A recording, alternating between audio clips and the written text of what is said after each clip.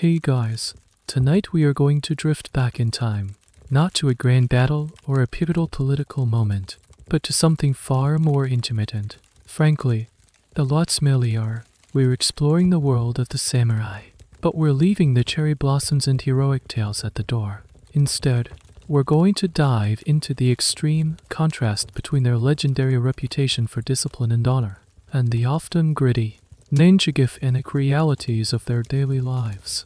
The polished armor and serenity ceremonies hide some secrets that your 21st century sensibilities might find challenging. It's a world of profound beauty and profound filth, existing side by side.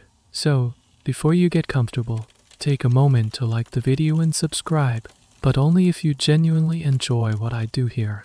It truly helps the channel find other history lovers like you. And while you're at it, let me know in the comments what city you're listening from, and what time it is for you. I love seeing how far these stories travel. Now, dim the lights, maybe turn on a fan for that soft background hum, and let's ease into 2 nights' journey together. The first thing you're aware of is the light. It's not the sharp, intrusive light of a phone screen or a digital alarm clock. It's a soft, milky white glow filtering through a delicate paper screen next to you. This is a shoji screen, and it turns the harsh morning sun into a gentle, diffused radiance that fills the room with a sense of peace. You're lying on a futon, a simple padded mattress, placed directly on the floor. The floor itself is a mosaic of woven straw mats, called tatami. As you sit up, you can feel their firm, slightly coarse texture under your palms, and you catch their faint, clean scent, like dry grass after a summer rain. The room is a masterpiece of minimalism. There are no cluttered shelves, no piles of clothes, no unnecessary furniture. The wooden beams of the ceiling are darkened and adorned. Across the room, in a small alcove called the Konoma, hangs a single scroll painting, a landscape of misty mountains rendered in a few elegant brushstrokes. Beside it, a simple, dark ceramic vase holds a single, perfect camellia blossom. This is the embodiment of wabi-sabi, a core Japanese aesthetic philosophy. It's the idea of finding profound beauty in simplicity, in imperfection, and in the transient nature of things. Your surroundings are not meant to impress, but to calm the mind. They are a reflection of the samurai ideal, controlled, disciplined, and free of distraction. Every object has its place and its purpose. There is a quiet, meditative order to it all. But as you stretch, your neck feels stiff, incredibly stiff. You reach back and your hand finds not a soft, fluffy pillow, but a hard, polished wooden block with a small, padded cushion on top. This is a tall kamikurga, or tall pillow. For a modern person, it feels less like a pillow and more like a beautifully crafted instrument of discomfort. Its purpose, however, was purely practical. A samurai's hairstyle. The iconic topknot or mage was a complex, time-consuming affair, held in place with wax and oil. To sleep on a normal pillow would be to crush it completely, requiring it to be redone every single morning. The takamakurka was designed to support the neck, allowing the precious hairstyle to hover just above the futon, perfectly preserved for the next day. It was a small, nightly sacrifice for the sake of maintaining a key part of your identity and status. Function, in this case, brutally triumphed over comfort. As you slowly get your bearings, taking in the serene beauty of your waking world, you start to notice other, more subtle sensations. You can hear the distant, resonant chime of a temple bell, a sound that seems to measure the slow, deliberate pace of the morning. You can hear the faint chirping of a cricket hiding somewhere in the eaves of the house, but underneath the clean scent of the tatami mats and the faint, pleasant smell of hiyanoki wood from the house's frame, there is another aroma. It's a faint, earthy, and slightly pungent smell drifting in from outside. It's not overwhelming, not yet, but it's a persistent, underlying note in the morning air. It's the smell of a city waking up, a city without a modern sewage system. This brings us to a quiet debate among historians. Was this idealized, Zen-like minimalism, the reality for every samurai? Or was it an aesthetic ideal primarily pursued by the wealthy and powerful, the daimyo and their highest-ranking retainers. Scholars still argue about the daily life of the vast majority of lower-ranking samurai. These men often lived in much more cramped, practical quarters, their lives dictated more by economic necessity than by the refined principles of wabi-sabi. Their homes might have been more cluttered, their belongings more functional than beautiful. The serene, art gallery-like room you've woken up in might be more of an exception than the rule, a carefully curated image of the samurai that has been passed down through centuries. But for now, you are here, in this peaceful space. The morning is still, the world feels orderly, and the first, very human, need of the day begins to make itself known. You need to use the toilet. You swing your legs off the futon, your bare feet meeting the cool, smooth wooden floorboards bordering the tatami, and you begin your search. That faint, earthy smell from outside seems just a little bit stronger now, a subtle guide for your first task of the day. You slide open another paper screen, and the scent you noticed earlier intensifies. It's no longer a subtle background note, it's a distinct, sharp, and unmistakably organic aroma, rich with ammonia. You found it. You step from the polished wood of the main house onto a cooler, slightly rougher plank floor that extends into a small, enclosed annex. This is the Kai Owae, the river house, a poetic name for the latrine. As you walk down this short corridor, a strange thing happens. The floorboards beneath your feet begin to sing. It's not a creak, but a series of high-pitched, chirping sounds, almost like a flock of small birds. This is the famous Uji Sabari, or nightingale floor, for centuries. This has been romanticized as an ingenious security system.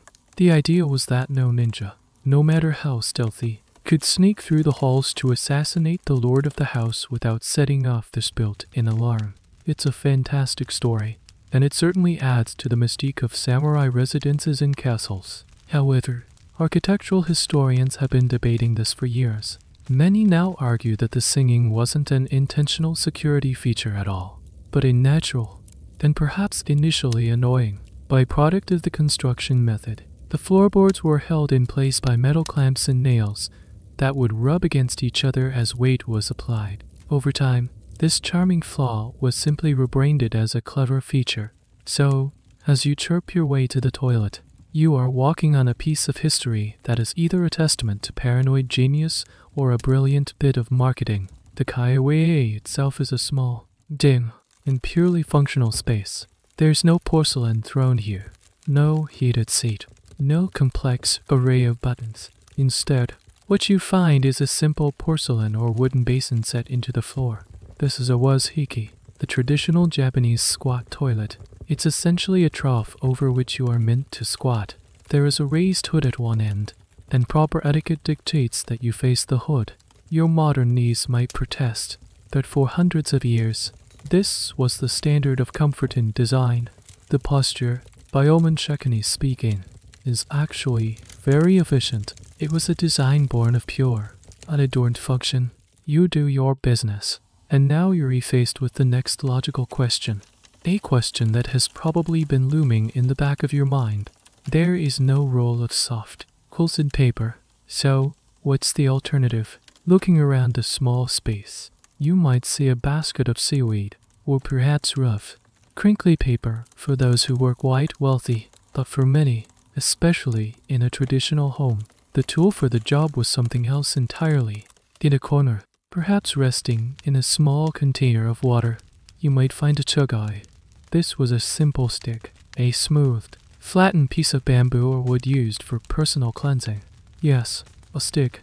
This is one of those wonderfully practical and, to our modern minds, horror-foolish given realities. The chugai was often a communal tool, used by everyone in the household. It would be used, rinsed in the nearby water basin, and then returned for the next person. It was a system that relied on the idea that a quick rinse was sufficient. It was resourceful, it was waste-free, but it was also a perfect vector for sharing bacteria and parasites. The very concept of germ theory was centuries away, so from their perspective, if it looked clean, it was clean. This small, mundane detail, the shared cleaning stick, is a stark reminder of the invisible world of microbes that they were unknowingly battling every single day. Historians have found references to these in documents, and it's a small but powerful example of how different their concept of clean was from ours. Now, for the final step, you look for a handle to flush, a button to press. There is none. You listen for the sound of rushing water, but there is only silence, punctuated by the faint chirping of the floorboards as you shift your weight. You peer down into the porcelain roof, into the darkness of the pit below, and it's here that the second part of the system becomes clear. The waste doesn't go away. It doesn't get flushed into a sewer or a septic tank. It simply collects directly beneath you, in a large clay pot or a stone-lined pit. Everything is being saved, and it's not seen as waste in the way we think of it. In the sprawling, resource-hungry city of Edo, what you have just contributed is not a problem to be disposed of. It's a commodity. It's a valuable, sought-after product. It is, for lack of a better word, treasure, and soon someone will come to collect it. As you make your way back into the main part of the house, the morning is truly beginning. The quiet stillness is being replaced by the low hum of a city stirring to life, and part of that hum, a key part of the city as rhythm, is the sound of wooden cartwheels rumbling over dirt roads and the distinct, rhythmic calls of vendors. Among them is a specific type of merchant, one whose arrival is both anticipated and, for obvious reasons, a little dreaded. This is the night soil collector. You might catch a glimpse of them through a gap in the outer wall of your residence. They are not grand figures. Often, they are members of the becoming class, a social group historically associated with occupations considered impure or tainted by death and filth, like butchers, tanners, and undertakers. Theirs is a grueling, thankless job, but an absolutely essential one. They move through the city's alleyways with a practiced, almost balletic efficiency, carrying large wooden buckets on a pole balanced over their shoulders. They are the circulatory system for the city's waste, the unsung heroes of Edo's incredible recycling economy. You hear them arrive at your own house. There's a brief, polite exchange of greetings at a service entrance, and then they get to work. They access the pit beneath your kaiawea from the outside, so there's no need for them to tramp through your pristine home. Using long-handled ladles, they carefully empty the contents of the collection pot into their buckets. The air, for a few moments, becomes thick with the potent, concentrated aroma of their trade. It's a smell that would send a modern person reeling, but for the residents of Edo, it was just Tuesday, a normal, unremarkable part of the urban soundscape and smellscape. This is where you witness one of the most fascinating and, frankly, bizarre economic systems of the pre-modern world, the night soil economy. What the collectors are gathering is not garbage. It's a highly valuable fertilizer. In a country like Japan, where land is mountainous, undarable soil is a precious resource. Nothing could be wasted. Human excrement, rich in nitrogen and other nutrients, was the key to feeding a city of over 1 million people. The collectors would haul their full buckets to the city's edge, where a whole other market was waiting. Farmers from the surrounding countryside would be there, ready to buy the night soil, which they called shimogo, or fertilizer from the bottom, and it was a surprisingly sophisticated market. The price of the fertilizer would fluctuate based on quality. For instance, the waste from a wealthy samurai household, like yours, was considered top tier. Why? Because the rich had a more varied, unnutritious diet.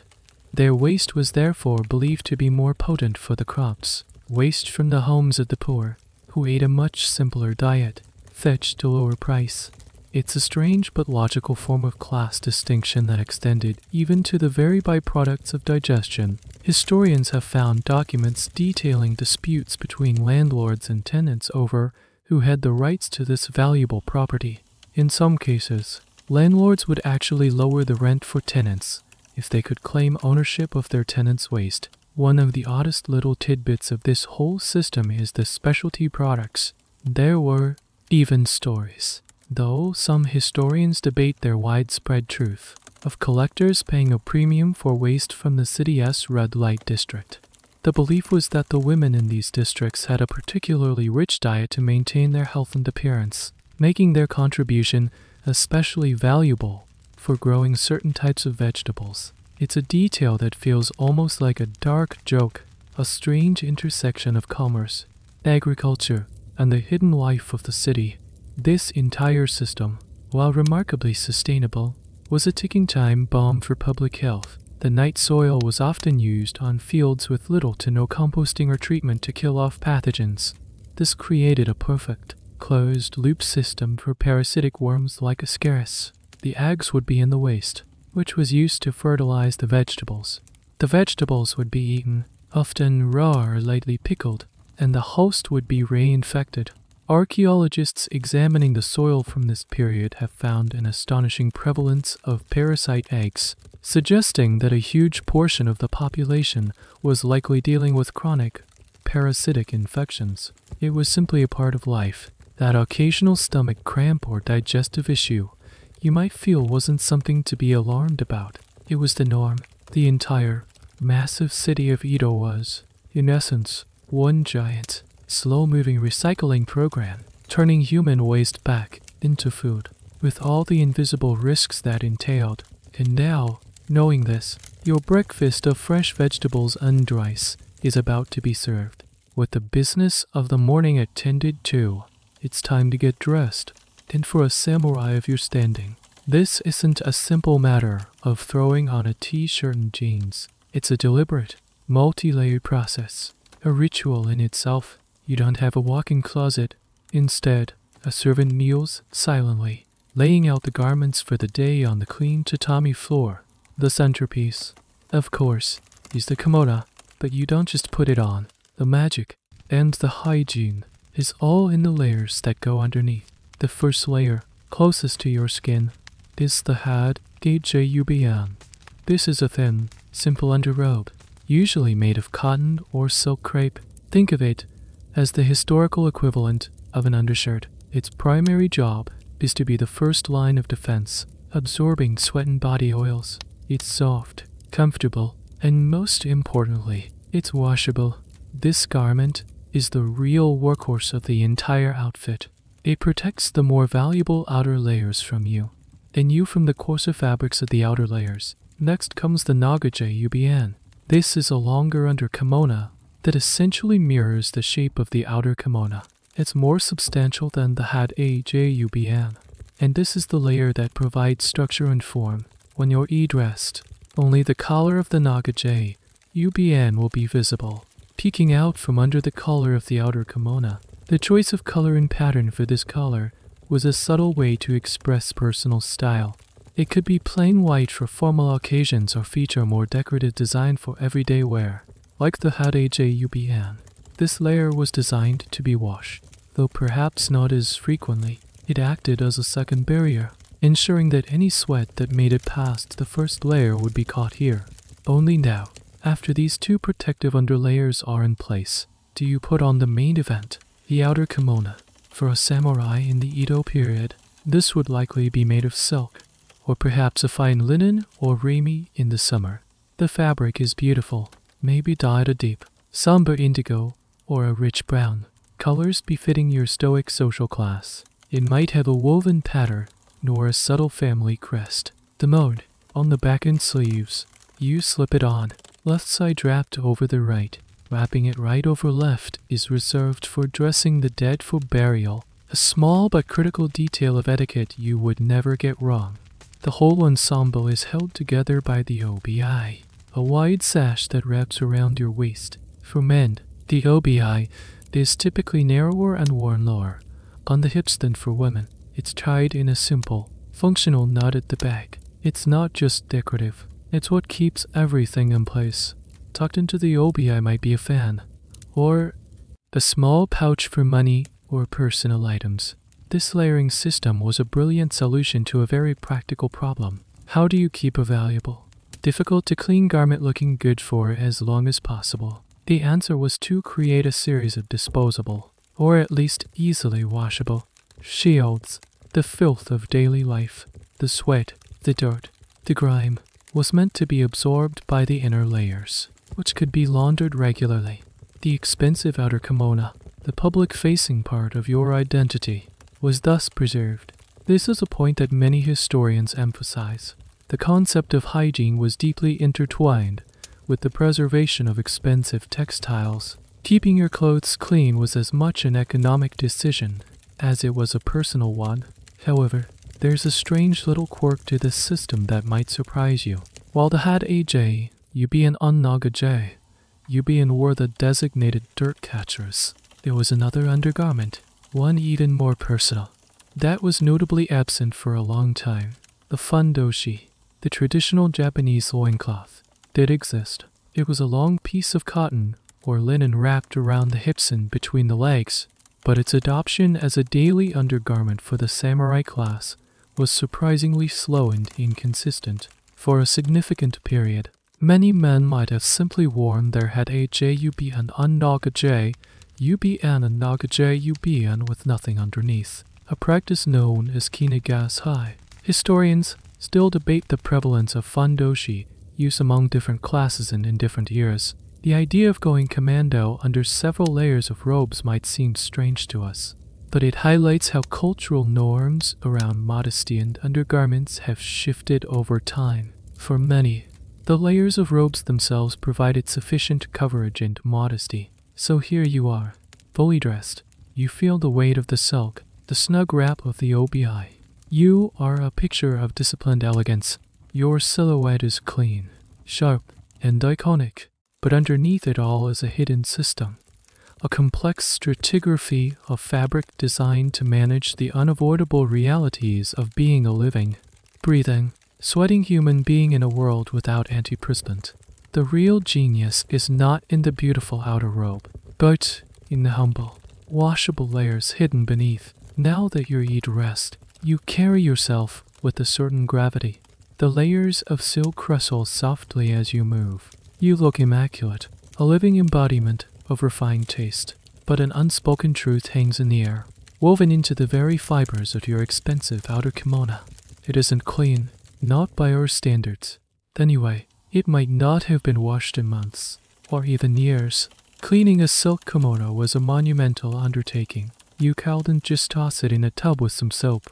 The delicate silk fibers and, more importantly, the expensive natural dyes were incredibly sensitive. Washing it with the wrong technique could ruin the garment completely, causing the colors to bleed in the fabric to shrink or weaken. The process, known as araihari, was so complex and specialized that it was a profession in itself. It involved completely deconstructing the kimono, unstitching every single seam until it was just a collection of long, rectangular fabric panels. Only then could each panel be carefully washed, stretched on bamboo poles to dry perfectly flat, hence hari, meaning to stretch, and then painstakingly sewn back together. It was an expensive, time-consuming process, reserved for when a garment was truly, unavoidably soiled. So, for day-to-day maintenance, a whole different set of strategies was employed. If you got a small spot on your kimono, it would be treated locally with a bit of water and a cloth, or perhaps a special cleaning powder made from ground rice bran. But the biggest enemy was not a visible stain, it was odor. In a world without daily bathing, as well get to, and without deodorants, the accumulation of body odor in a garment worn repeatedly was inevitable. The solution, airing it out after a day's wear. The kimono wouldn't be thrown in a hamper. It would be carefully draped over a special rack, a biobier, folding screen, or a dedicated kimono stand called an IKO. This allowed air to circulate around the fabric, helping to dissipate moisture and some of the trapped smells. It was a simple, passive form of cleaning. For more stubborn odors, another method was employed: incense. The Japanese have a long and sophisticated history of appreciating fragrance, known as kodo, the way of incense. This wasn't just about making a room smell nice. Fragrance was used to perfume clothing. A small incense burner would be lit, and the kimono would be draped over a large, cage-like frame placed above it. The fragrant smoke would rise and permeate the fabric, masking any unpleasant smells with the refined scents of sandalwood, garwood, or cloves. So, When you smell a hint of incense on your clothes, it's not just a sign of aesthetic refinement. It's a form of historical fibres. It didn't remove the source of the smell, but it covered it up beautifully. Historians often point out this fundamental difference in mindset. The goal wasn't to achieve a state of sterile cleanliness, which was an impossible standard. The goal was to maintain an acceptable appearance and smell. This is where the cultural context is so important. In a society where everyone was following similar practices, the baseline for what was considered clean was simply different. Your personal aroma, a mixture of your natural scent, the faint smell of sweat, and a top note of expensive incense, was just the normal smell of a person. One of the more peculiar tidbits about clothing care from this era is the use of turmeric. Yes, the same spice we use in cooking. Turmeric was known to have insect repellent and anti-mildew properties. It was sometimes used to dye undergarments a characteristic yellow color, not just for the aesthetic, but with the belief that it would help protect the wearer and the outer garments from pests and mold, which were a constant threat in Japan's humid climate. The idea of wearing clothing dyed with a spice to ward off bugs seemed strange, but it was a form of practical, preventative medicine woven directly into the wardrobe. There is ongoing discussion among textile historians about how widespread this practice was, and whether its primary function was medicinal or simply decorative, with the protective qualities being a happy bonus. So you stand there, in your perfectly assembled, incense-scented, multi-layered outfit. To an outsider from the future, you are a walking ecosystem. Your kimono carries the memory of every room you've been in, every meal you've eaten near, and the faint, persistent scent of your own body, masked by fragrant smoke. But in your world, you are perfectly presentable. You are clean enough. The real filth was not something you wore. It was something you avoided bringing into contact with your clothes in the first place. Your cleanliness was a performance, a carefully maintained illusion held together by layers of cotton, clouds of incense, and the simple act of letting things air out.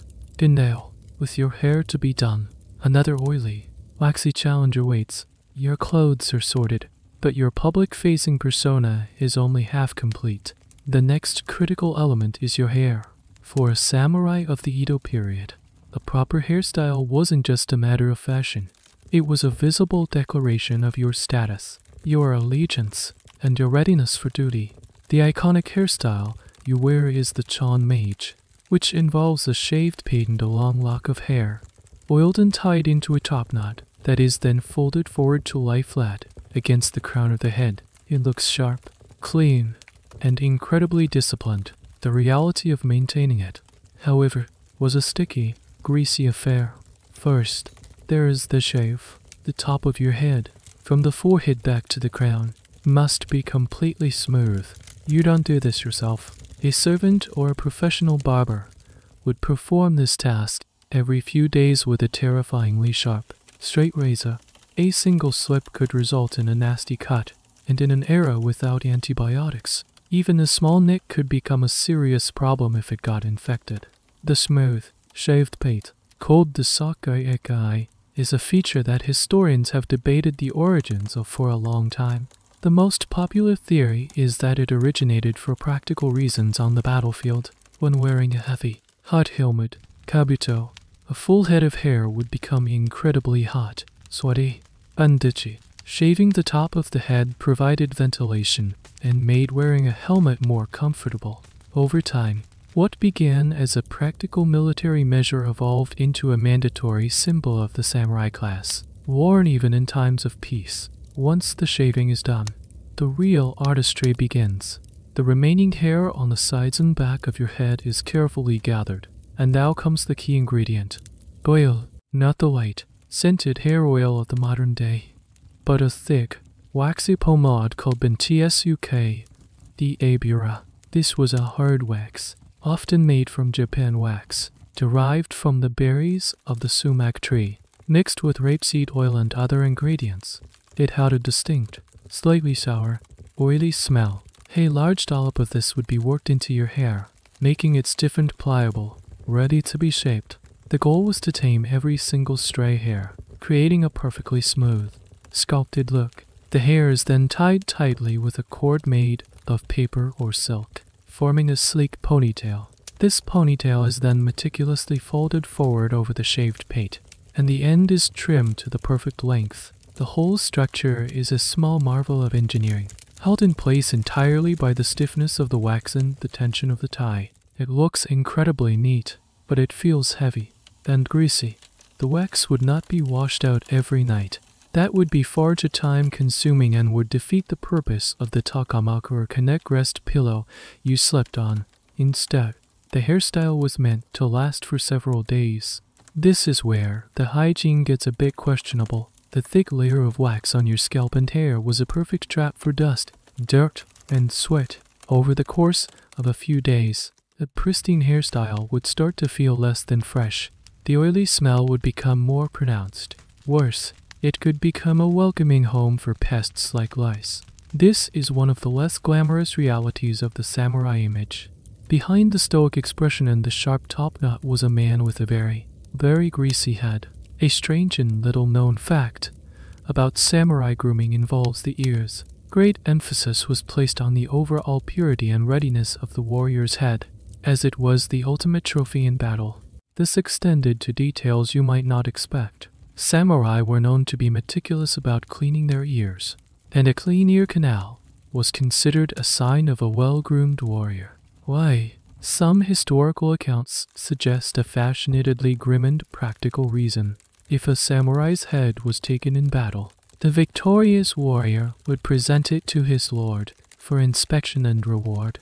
It was believed that a head with clean ears demonstrated that the fallen warrior was not suffering from any debilitating illness at the time of his death, making the kill more honorable. Whether this is a widespread truth or a piece of battlefield folklore is another point of scholarly discussion, but it highlights the extreme level of detail that could be attached to a warrior's physical presentation. So, your hair is now done.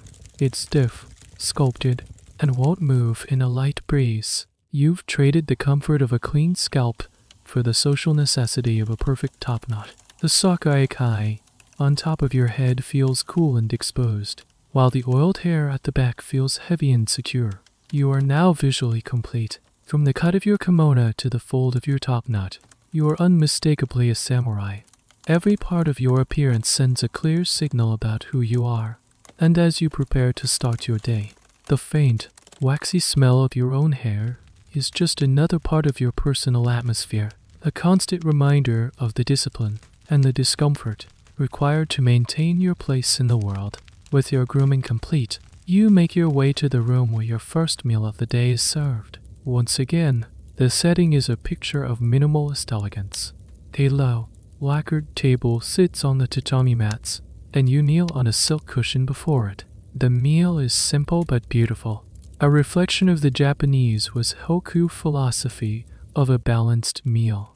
There's a bowl of steaming white rice, a bowl of miso, soup with tiny clams and chopped greens, some grilled fish, and a few small side dishes of pickled vegetables. It looks wholesome, nutritious, and incredibly appetizing.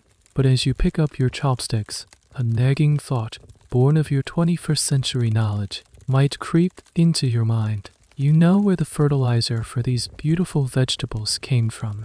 You are, in a very real sense, about to eat the recycled remains of your own city. The connection between the kai-away pit and your breakfast plate is direct and unbroken. The shimogo, the night soil, collected just a few days or weeks ago from the latrines of Edo, was sold to the farmers who grew the very daikon radish you see pickled in that small bowl. They would have spread the raw, untreated human waste over their fields, letting its rich nutrients seep into the soil.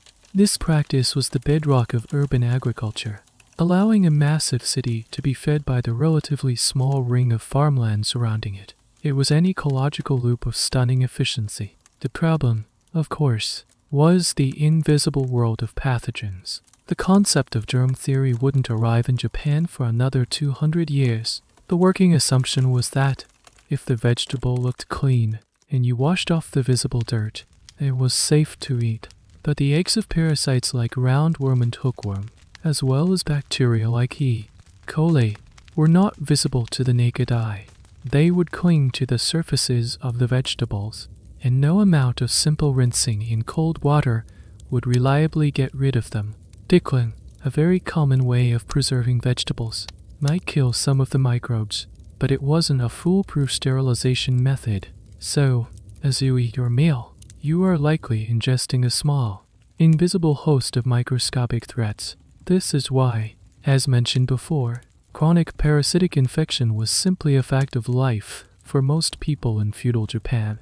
It wasn't considered a disease, but rather a normal part of the human condition. People were so accustomed to it that they often didn't even recognize the symptoms, mild abdominal pain, fatigue, malnutrition, as being part of a specific ailment. It was just the background noise of existence. Historians studying coprolites, fossilized feces, from this period have confirmed the widespread presence of these parasites, painting a clear picture of the internal biological challenges people face daily. There is, however, one saving grace on your breakfast tray. The fish. Japan, being an island nation, has always relied heavily on the sea. Fish provided a crucial source of protein that was, for the most part, outside of this risky agricultural cycle. The fish you're eating was caught in the bay, grilled over a charcoal fire, and is blessedly free from the contaminants of the night soil economy. The same goes for your bowl of rice. While the paddies were fertilized, the process of growing rice in flooded fields and then hulling and cooking it tended to break the chain of contamination more effectively than it did for dry field vegetables. Here we stumble upon a quirky and less discussed aspect of the samurai diet, a general distrust of meat. While it wasn't completely forbidden, the influence of Buddhism had created a cultural aversion to eating the flesh of four-legged animals. It was considered unclean, both spiritually and physically. Samurai might eat wild boar or deer if they hunted, and chicken was also consumed, but beef and pork were largely off the menu for a very long time. This is a point of some academic debate, as scholars argue about how strict this taboo was and how it varied by region and social class. Some records show that meat was consumed as a form of medicine to build strength, creating a strange loophole in the cultural prohibition. This dietary restriction meant that the risk of land-animal to human diseases like tapeworms from undercooked pork or beef was significantly lower than in many other parts of the world. It was a cultural belief that had an unintended, positive side effect on public health, so your meal is a mixed bag of risks and benefits. The vegetables carry the unseen legacy of the city's waste. The fish and rice are relatively safe havens. The whole meal is a testament to a society that had figured out how to feed a massive population through ingenious recycling, but had not yet unlocked the secrets of the microbial world. You too, your pickled radish, enjoying its crisp, sharp flavor. You are participating in a food system that is both brilliantly sustainable and deeply, fundamentally unhygienic. You can only hope your immune system is up to the task. It was a silent, daily gamble that everyone at the table, and in the city, was taking together. After your potentially perilous breakfast, it's time for a moment of true, unadulterated pleasure. It's time for tea. A servant brings you a simple, beautiful ceramic bowl, a bamboo whisk, and a small lacquered container of finely ground green tea powder, known as matcha. This isn't just a casual cup of tea. It's a small, personal version of the formal tea ceremony. Or to know why this ritual is one of the pillars of samurai culture, a practice that embodies the principles of harmony, respect, purity, and tranquility. But beyond its deep philosophical and aesthetic significance, your daily cup of tea is also one of the most important hygienic practices of your day. The servant brings a kettle of water that has been heated over a charcoal brazier. The water is steaming, bubbling, just off the boil. You watch as a small scoop of the vibrant green matcha powder is placed in the bowl. The hot water is then poured over it. You take the bamboo whisk, the chasen, and begin to whip the mixture with a quick, practiced motion of the wrist. In moments, the tea is transformed into a frothy, emerald green liquid, a beautiful, uniform foam covering the surface. The process is meditative, The focus required a welcome antidote to the concerns of the day. But the real magic is happening on a microscopic level. The act of boiling the water has killed off the vast majority of the bacteria, amoebas, and other nasty microorganisms that might have been lurking in it. The water source for a city like Edo would have been rivers, wells, and aqueducts, all of which were susceptible to contamination. Simply drinking a glass of cool, refreshing water could be a game of Russian roulette with your digestive system, potentially leading to dysentery or cholera, which were swift and oft unfatal killers. Tea, therefore, was a lifesaver. By making it a daily ritual to drink beverages made with boiled water, people were unknowingly sterilizing their main source of hydration. This is a point that historians of medicine and public health often emphasize. The cultural significance of tea in Japan, and in many other parts of Asia, cannot be separated from its profound health benefits. It wasn't just a pleasant drink. It was a form of preventative medicine, practiced by millions long before the existence of germs was ever proven. People knew from observation that those who drank tea tended to be healthier, even if they didn't understand the precise scientific reason why. They attributed it to the inherent qualities of the tea leaf itself. And tea does have antioxidant and other beneficial properties. But the primary benefit came from the simple, transformative act of boiling the water. Now for a strange little fact that often gets overlooked. The quality of the water itself was a matter of intense connoisseurship. Tea masters and wealthy patrons would go to extraordinary lengths to source the best possible water for their tea. Certain springs or rivers were famed for the softness or sweetness of their water. There are tales of daimyo sending servants on long journeys just to collect water from a specific, celebrated source. This obsession with the quality of the water might seem like an affectation, but there was a practical element to it. Water with different mineral contents really does affect the taste of tea. However, scholars still debate whether this connoisseurship was purely about taste or if it also reflected an intuitive, observational understanding that water from certain clean, flowing sources was less likely to cause sickness than water from a stagnant well. It's possible that the aesthetic pursuit of the perfect taste was inadvertently guiding people toward safer water sources. As you lift the tea bowl to your lips, you follow the prescribed etiquette. You hold it with both hands, the left hand supporting the bottom, the right hand cradling its side. You take a moment to appreciate the warmth of the ceramic, the beauty of its imperfect glaze. You rotate the bowl slightly so that you don't drink from its front, the most decorative part, as a sign of humility. Then you take a sip. The flavor is intense, initially bitter and vegetal, but it quickly mellows into a long, savory, and slightly sweet finish. The flavor profile known as umari. It's invigorating, calming, and cleansing all at once.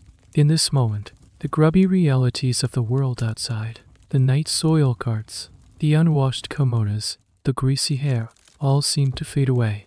The tea ritual creates a small, temporary bubble of absolute purity. The utensils are immaculately clean. The actions are precise and deliberate, and the drink itself is safe and healthful. It's a microcosm of the samurai ideal, finding a moment of perfect, controlled beauty in a world that is often chaotic and impure. For you, this isn't just a caffeine boost. It's a race entering of the mind and a cleansing of the body, a vital daily ritual that provides both spiritual comfort and a very real, if on a canoe lead, shield against the invisible dangers all around you. As you set down your empty tea bowl, feeling refreshed and centered, you might catch a glimpse of your reflection in the polished lacquer of the table. You see the sharp lines of your hairstyle, the somber color of your kimono, and then you might break into a smile that, to a modern observer, would be deeply unsettling. Your teeth are not pearly white, they are stained a deep, glossy black. This is oeguro, the practice of intentionally dyeing one's teeth black. For centuries in Japan, this was considered the height of beauty and sophistication.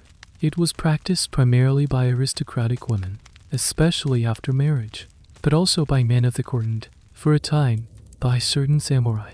The sight of black teeth, which we would associate with decay and poor hygiene, was seen as a mark of civilization. wealth, and maturity. White teeth, by contrast, were sometimes seen as vulgar or animalistic. The process of creating this look was a daily commitment. The dye was made from a dark brown solution of ferric acetate, created by dissolving iron filings in vinegar. This liquid, called cane misa, was then mixed with a vegetable tannin powder, often derived from gallnuts or tea powder. When painted onto the teeth, this mixture would react and create a rich, black, waterproof coating that looked like lacquer. It had a pungent, metallic taste and smell, and it had to be repleat every day or two to maintain its even, glossy finish. From a modern perspective, this seems like a bizarre and purely aesthetic choice, but here's the fascinating twist that medical historians love to point out. Oeguro was actually an incredibly effective form of primitive dentistry. The iron in tannin solution created a protective coating over the tooth enamel. This coating helped to prevent tooth decay by sealing off the surface from acids and bacteria. Skeletons from this period have shown that individuals who practiced Oeguro had significantly better dental health and fewer cavities than those who did not. They were, in effect, giving themselves a daily dental sealant, hundreds of years before the concept was invented by modern dentistry. So, that beautiful, to them, black smile was also a healthy smile. What about those who didn't practice Oeguro? General dental care was rudimentary at best. There were no toothbrushes or minty fresh toothpaste.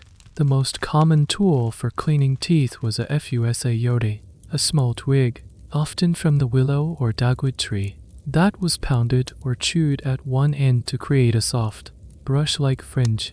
This could be used to scrub the surface of the teeth. People would also rinse their mouths with salt water. These methods were better than nothing, but they were not particularly effective at preventing plaque buildup or gum disease. Consequently, bad breath, or kashu, was a pervasive and socially acknowledged problem. The literature and art of the period sometimes make reference to it, often in a humorous or satirical way. A character in a story might be depicted turning their head away when someone speaks to them.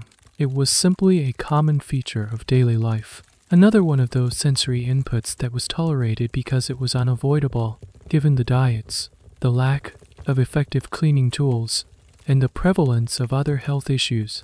It's not surprising that oral hygiene was a constant struggle. A particularly curious detail that is still debated by some historians is the connection between Oeguro and samurai loyalty. Some sources suggest that certain samurai began to practice teeth blackening as a way to signal that they had no further ambitions.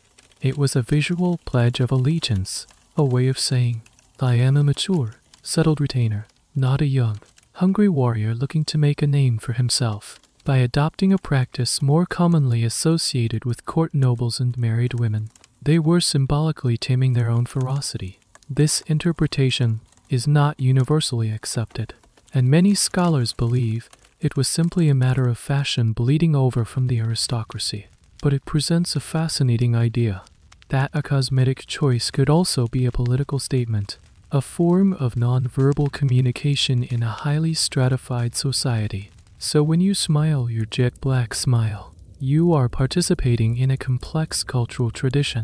It is simultaneously a statement of beauty, a mark of status, a political signal, and, most surprisingly, a highly effective public health measure. It's a perfect example of how the concepts of health and hygiene in this era were often completely intertwined with aesthetics and tradition, leading to practices that seem utterly alien to us, yet possess their own strange, effective logic. Your black teeth are not a sign of decay.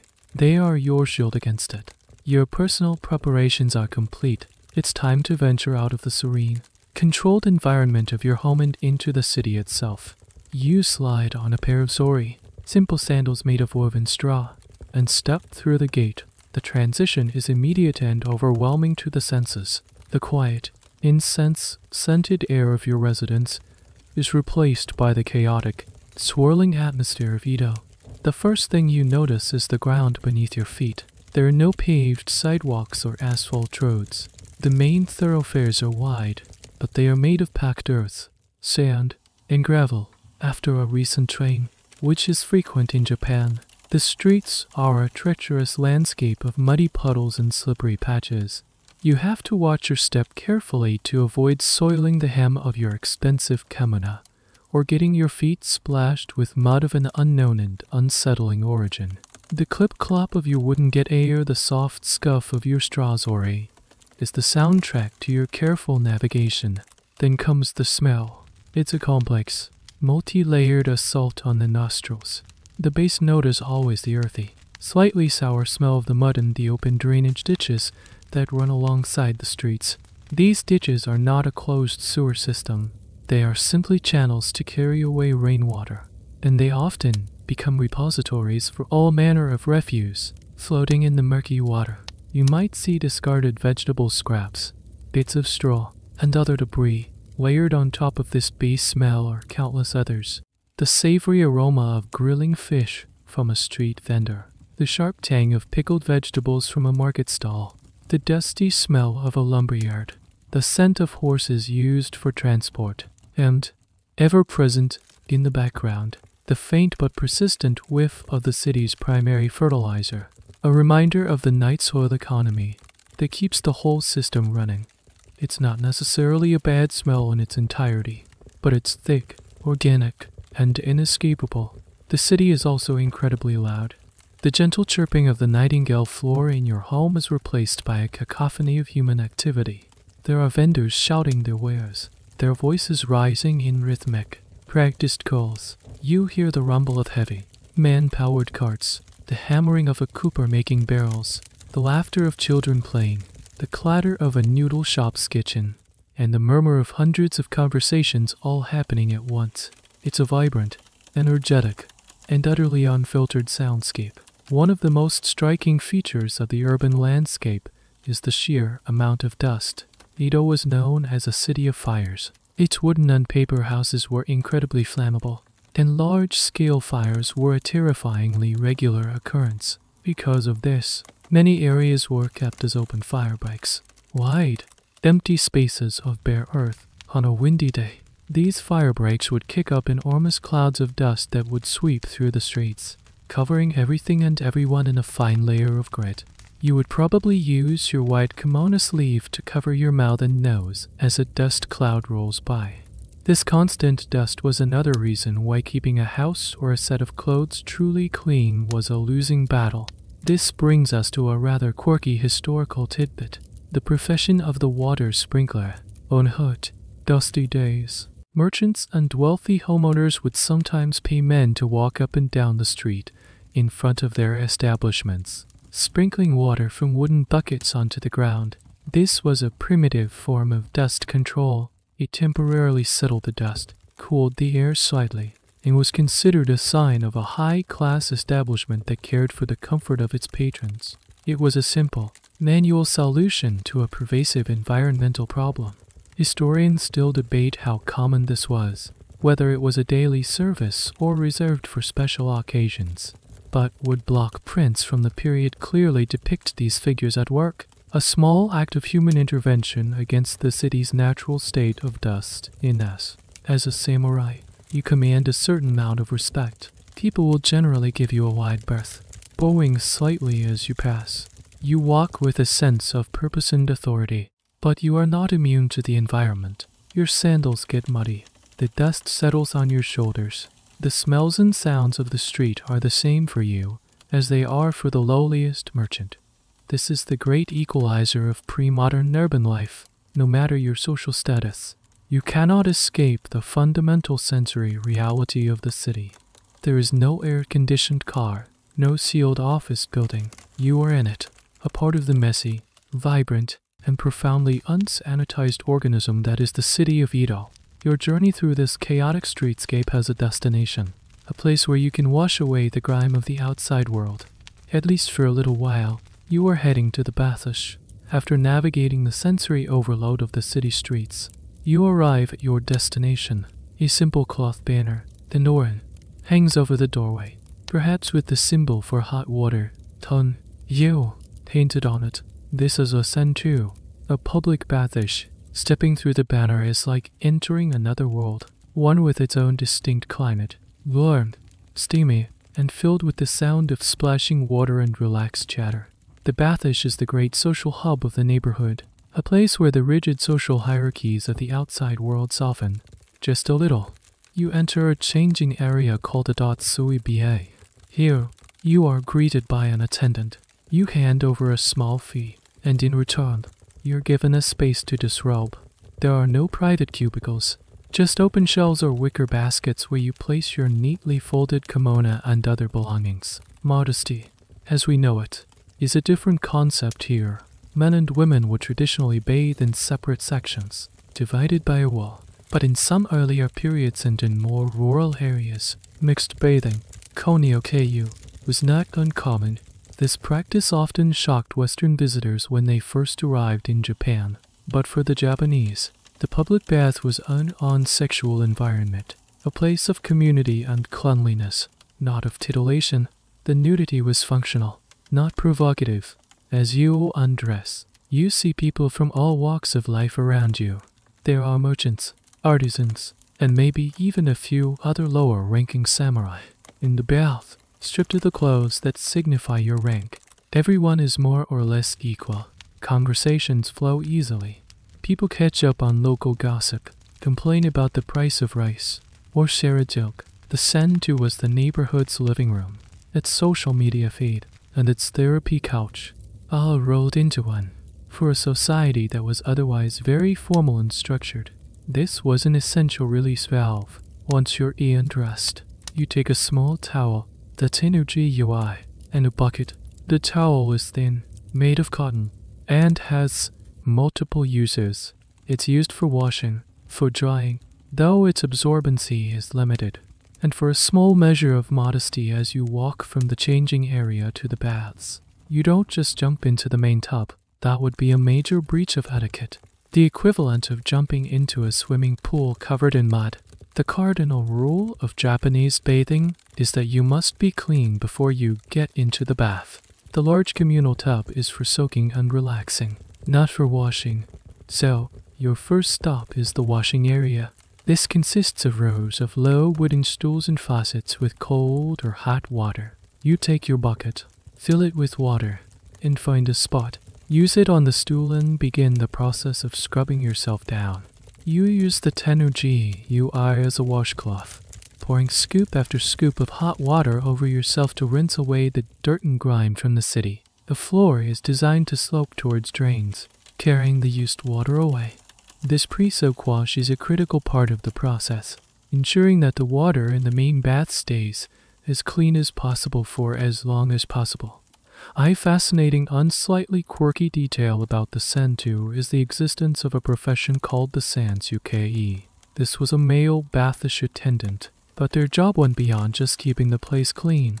For an extra fee, a sansuke would provide a full service wash. They would scrub your back, a notoriously difficult to reach spot, and sometimes even give you a rough massage.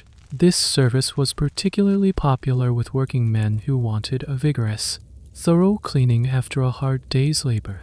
The idea of paying someone to scrub you down in a public space might seem strange, but it was a practical and appreciated service. Historians debate the social standing of the sansuke, but they were an integral part of the bathish ecosystem, providing a level of service that elevated the experience from a simple wash to a form of assisted pampering.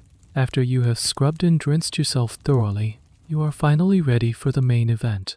You slowly approach the large, deep tub, which is filled with steaming hot water. Use your small tenuji UI to cover yourself as you walk, and just before you get in, you might place it on your head or set it on the edge of the tub. You ease yourself into the water, and a wave of heat envelops you. The water is hot, hotter than a typical Western bath, and it takes a moment to acclimatize. But once you do, the feeling is one of profound relaxation. The heat soaks into your muscles, easing the tension of the day. You lean back against the wooden side of the tub, letting out a soft sigh of contentment. Here, in the communal warmth, surrounded by your neighbors, you are clean, relaxed, and for a little while, free from the pressures of the world outside. But as you soak, you might notice something is missing. There is no soap. You're now submerged up to your neck in the steaming water of the communal tub. The heat is intense, almost startling at first, but it quickly becomes a deeply pleasant, muscle-melting sensation. The stresses of the day, the stiff formality, the dusty streets, the weight of your swords, all seem to dissolve into the rising steam. You are surrounded by the gentle sounds of the bathish, the quiet lapping of water, the low murmur of conversation, the occasional sigh of pure bliss from a fellow bather. It is, without a doubt, a cleansing experience, but the nature of that cleanliness is something worth considering, because as you look around, you'll confirm what you noticed earlier. There are no bars of soap, no bottles of body wash, no suds, no foam.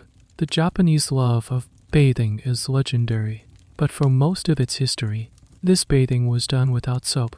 Soap, as we know it, a saponi-feed fat or oil, was not widely available or used in Japan until the Meiji period in the late 19th century. The cleaning process you just performed in the washing area relied on three things: hot water, vigorous scrubbing with a cloth, tenungui, and friction. This was surprisingly effective at removing surface dirt, grime, and dead skin cells. The Japanese term aka, which refers to the grime that is scrubbed off the skin, is a testament to the pride taken in this physical act of purification.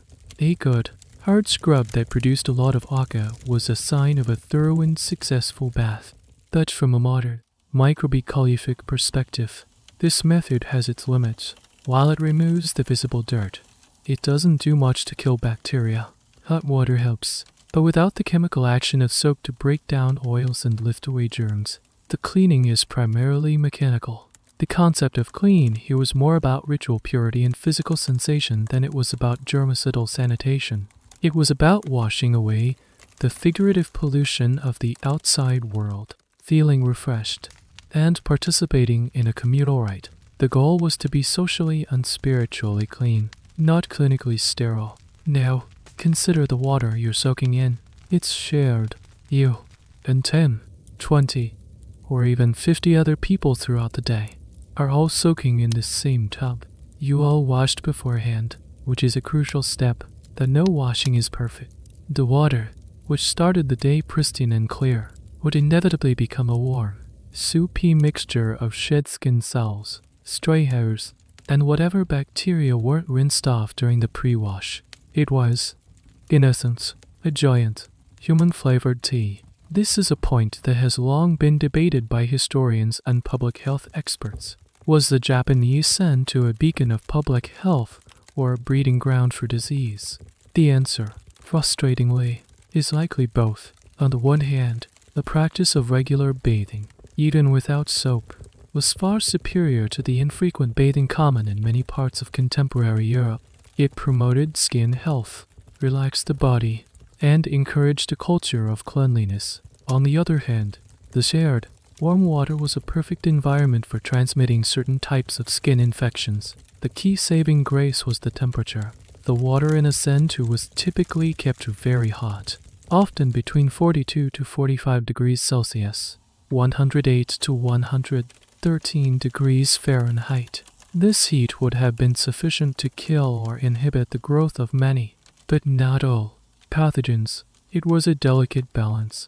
One of the more peculiar and lesser known aspects of pre-modern bathing culture was the use of bathing bags for those who were wealthier or wanted a more luxurious experience. You might use a small cloth bag filled with powdered ingredients. These were not soaps, but rather sackets of herbs, rice bran, or ground minerals. The rice bran, or unhygienic, was particularly popular. When the bag was submerged in hot water and rubbed on the skin, it would release a milky, slightly abrasive substance that acted as a gentle exfoliant and moisturizer.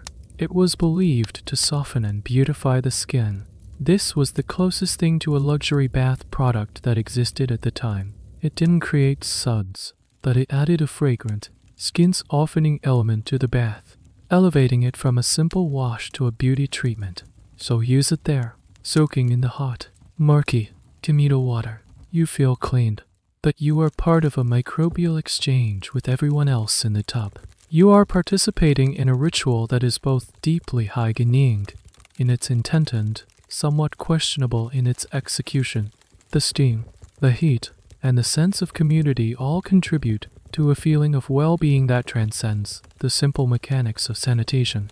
It is a reminder that for most of human history, hygiene was a complex cultural construct, a blend of practical knowledge, ritual belief, and sensory experience.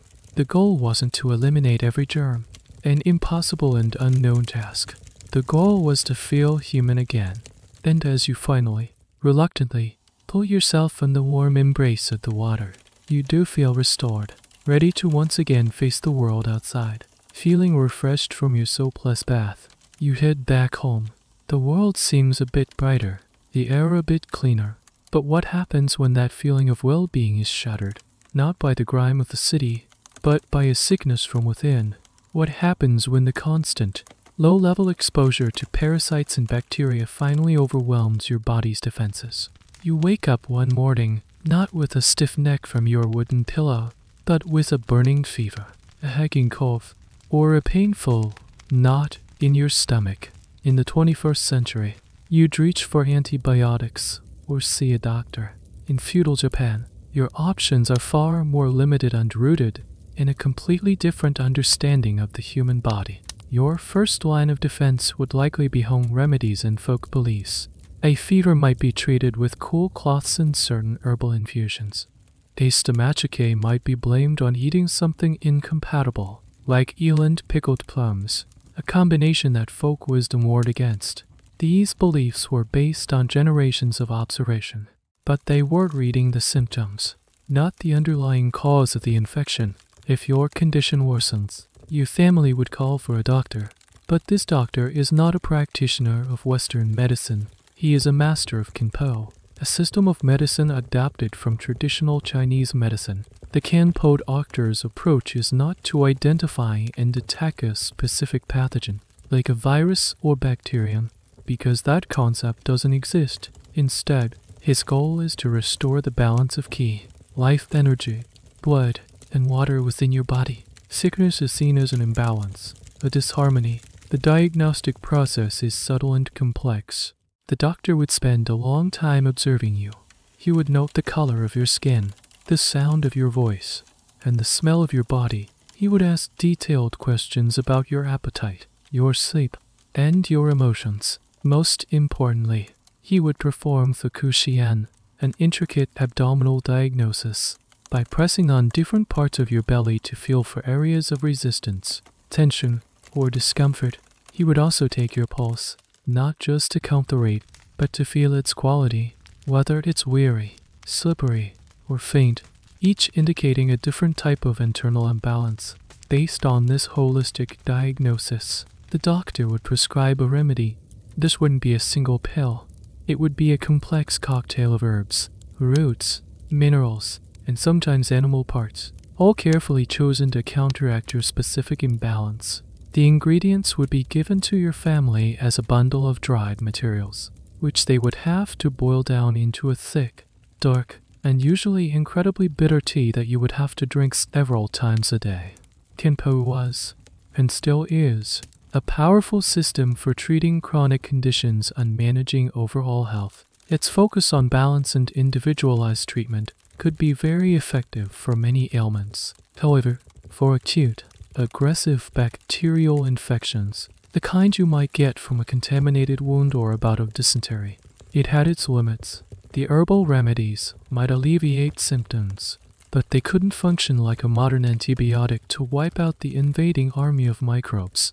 This leads to a fascinating and rather grim little detail of historical medicine, the use of things we would find utterly repulsive. One of the more extreme, though not universally common, ingredients in some old remedies was a fan, or dragon's tongue. This wasn't actual dragon poop. Of course, it was the fossilized feces of certain animals, which was ground into a powder and prescribed for various ailments. Similarly, There are historical records of remedies involving burnt hair, powdered insects, and other stomach-churning ingredients. Whether these had any actual medicinal effect is highly debatable among historians and medical experts. Some might have contained trace minerals that were beneficial, but many were likely prescribed based on folklore and the principle of like cures like, or a belief in the power of rare and strange substances. The effectiveness of Kenpo against the major killers of the day is a subject of ongoing academic discussion. Did it work? For some things, yes. For others, it was powerless. When a major epidemic like smallpox or measles swept through a city like Edo, Kenpo doctors could do little more than try to support the patient's body and ease their suffering. They had no way to stop the spread of the virus. The population's primary defense was simply prior exposure. If you survived an epidemic as a child, you were immune. If you didn't, you died. It was a brutal form of herd immunity, built over generations of loss. So, as you lie on your futon, sweating with fever and sipping your bitter herbal medicine, your fate is uncertain. You are caught between a sophisticated, holistic medical system and a world of invisible enemies it was not equipped to fight. Your recovery depends on the skill of your doctor, the efficacy of the herbs, and, most of all, the strength of your own immune system. It's a stark reminder that for most of history, being sick was not an inconvenience. It was a profound and oft unfatal crisis. Let's imagine your fever breaks, the Kenpo medicine, or perhaps just your own immune system, has won the battle for now. As a samurai, you can't afford to be idle for long. Your duty, your identity, is tied to your martial prowess. It's time to return to the dojo, the training hall, to practice the art of the sword. The dojo is another space of profound, focused simplicity. The floor is made of smooth, polished wood. The walls are bare, save for a small shrine, the kamizie, at the front, and perhaps a rack holding wooden swords, bakken, and bamboo practice swords, shinai. As you enter, you bow to the kamizie and to your instructor, a sign of respect for the space and the tradition. The air inside is still, but it carries a distinct scent, a mixture of wood, sweat, and something else, a faint, musty aroma that speaks of intense, repeated effort.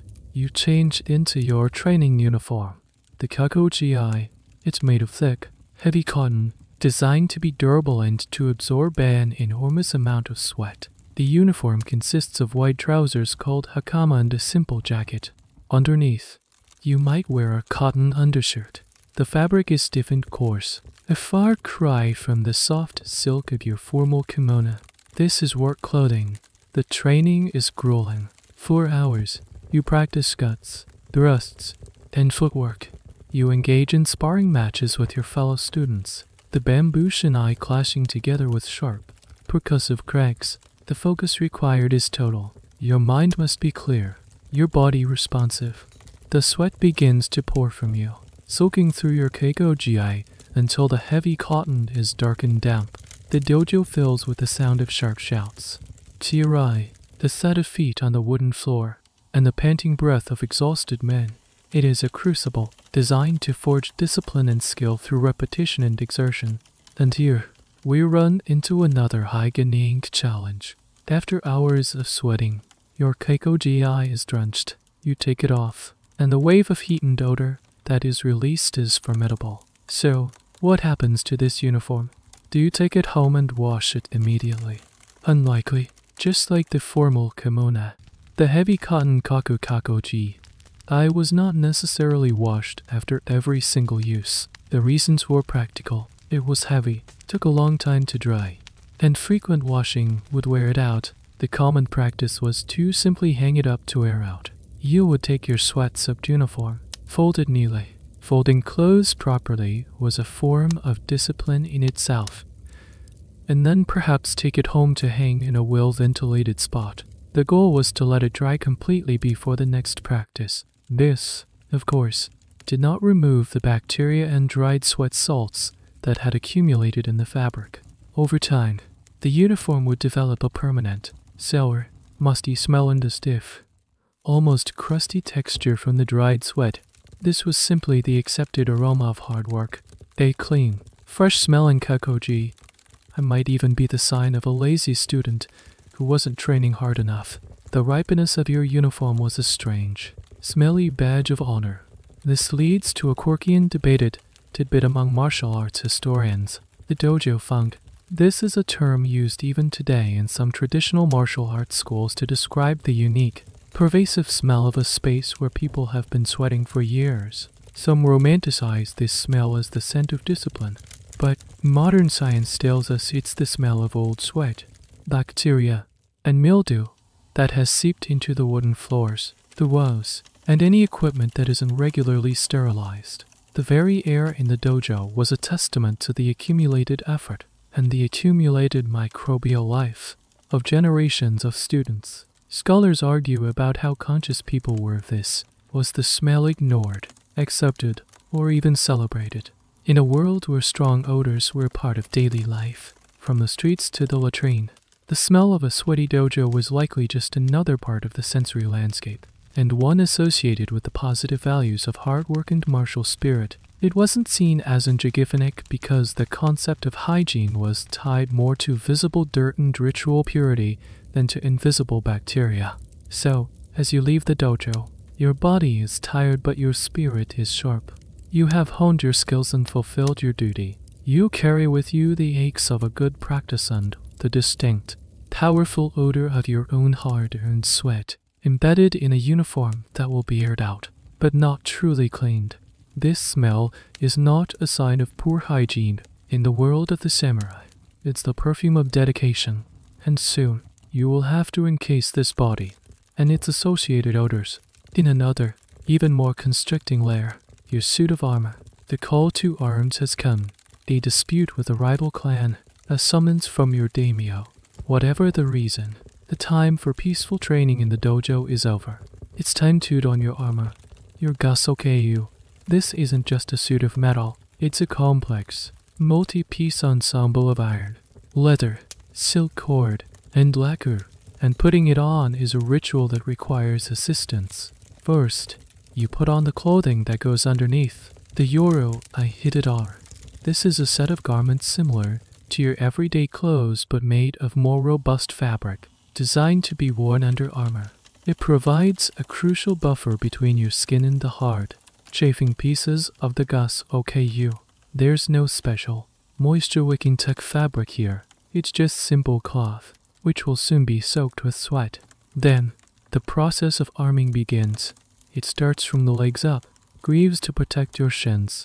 Sunit, CU is SCS for your thighs. Deiche, I-date. Then comes the main body armor, the cuirassardiu, which is hinged to open and be secured around your torso. Next are the large, rectangular shoulder guards, sode, followed by the armored sleeves. Coat, degorget, no dawe, protects your throat. And finally, the helmet, kabuto, and mask, himiempo, are placed on your head. Each piece is meticulously tied into place with silk cords. The entire process is slow and deliberate. As the final knot is tied, the transformation is complete. You are no longer just a man. You are a walking fortress, an icon of military might. But inside this magnificent shell, a private, uncomfortable battle is already beginning. The armor is incredibly heavy, easily weighing 20 kilograms, 45 pounds, or more. The simple act of moving requires significant effort, and it is hard. The layers of clothing, leather, and lacquered metal plates create a personal greenhouse effect. With no ventilation, your body heat is trapped, and you begin to sweat almost immediately. This is where the true ecosystem under the armor begins to thrive. The sweat soaks into your undergarments, into the leather straps, and into the silk cords that hold the whole thing together. Unlike your kakoji, armor cannot be easily washed. The iron plates would rust, the leather would rot, and the lacquer could be damaged. The cleaning process for a suit of armor was painstaking and focused on the exterior, polishing the lacquer, oiling the metal to prevent rust. The interior, the part that was in contact with your hot, sweating body, was largely left to its own devices. After a single day of marching or fighting, the inside of your armor would be a damp, smelly, and frankly disgusting environment. The silk and cotton underlayers would be saturated. The leather would be slick with sweat, and when you took it off, it wouldn't be aired out in the same way as a kimono. It would be stored, and the moisture trapped inside would begin to work its magic. Mildew and bacteria would flourish in the dark, damp, organic environment of the armor's lining. Each time you put it on, you would be reintroducing your body to this thriving microbial community. The smell inside a well-used suit of armor must have been breathtakingly foul. The ripe, pungent odor of old sweat, worn leather, and mildew. A little known and rather unpleasant detail of this is the problem of chafing and skin ailments. The constant rubbing of the heavy armor, combined with the hot, moist environment, was a perfect recipe for skin infections, rashes, and sores. For a samurai on a long campaign, these armor bites could be a constant source of misery, a painful distraction that could even become dangerously infected. Historians who study the logistics of military campaigns often focus on food and weapons, but the quiet, personal battle against filth and infection was just as critical for a soldier's effectiveness. There's a continuing debate among armor specialists and historians about the various methods samurai might have used to mitigate this. Were there special powders, perhaps made from ground-up seashells or minerals, that they would dust inside their armor to absorb moisture? Did they stuff fragrant herbs into the lining to try and combat the smell? There are some textual hints, but little definitive proof of widespread practices.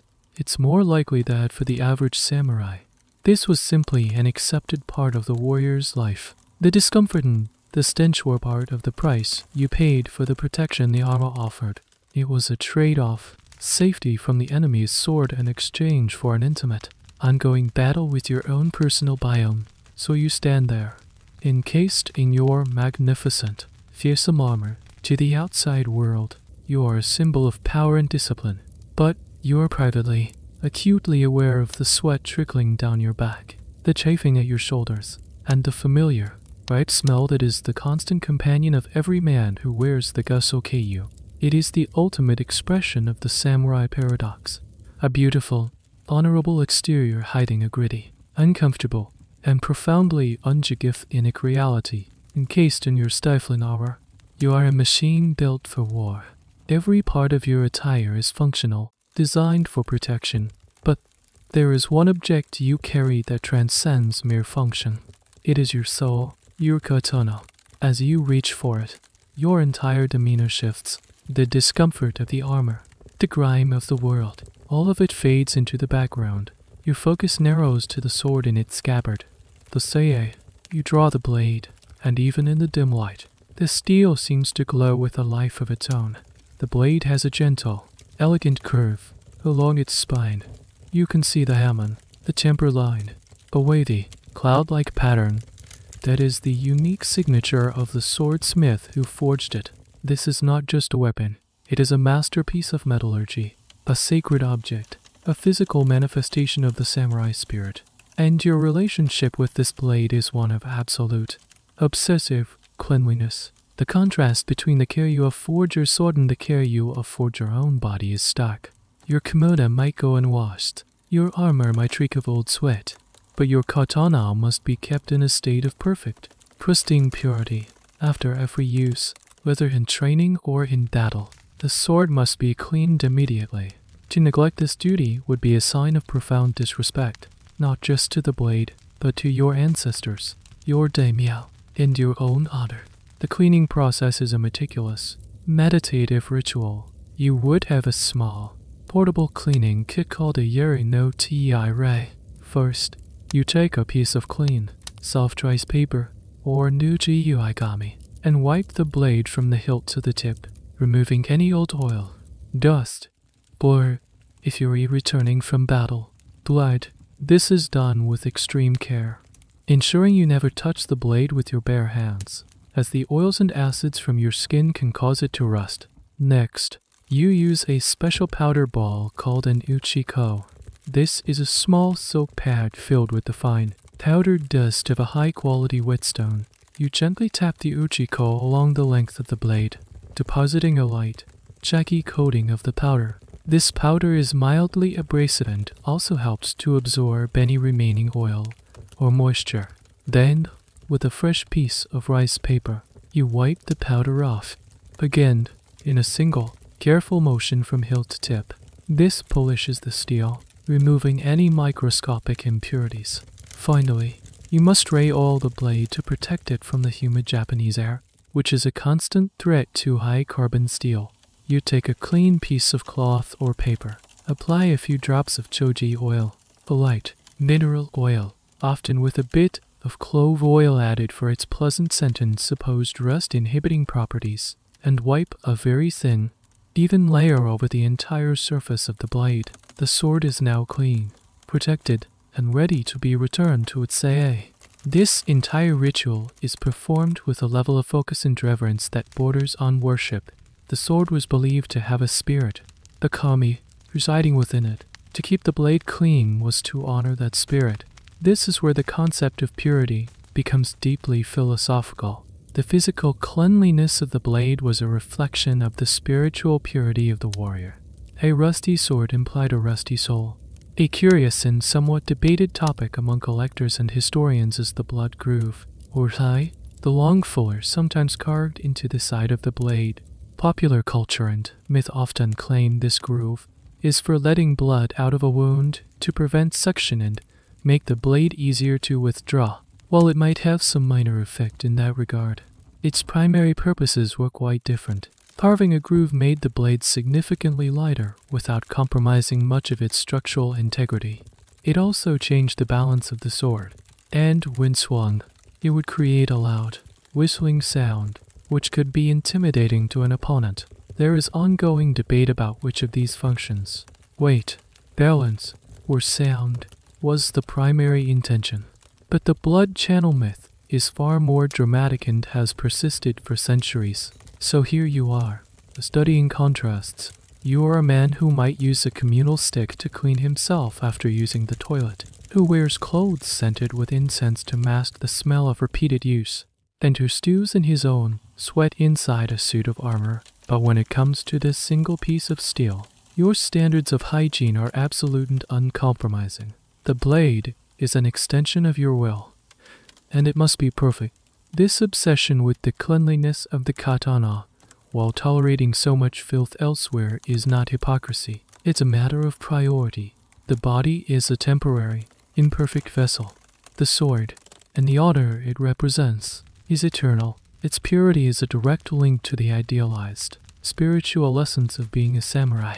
A clean, sharp line of honor in a messy, organic world. The time for individual preparation is over. You join the ranks of other samurai. A sea of lacquered armor and clan banners fluttering in the wind.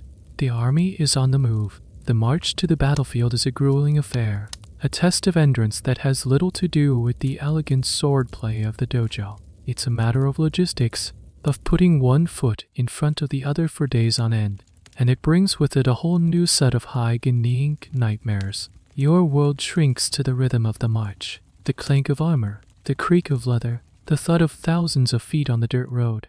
You are part of a massive, moving organism, and like any organism, it needs to be sustained. But there are no refrigerated trucks or canned rations here.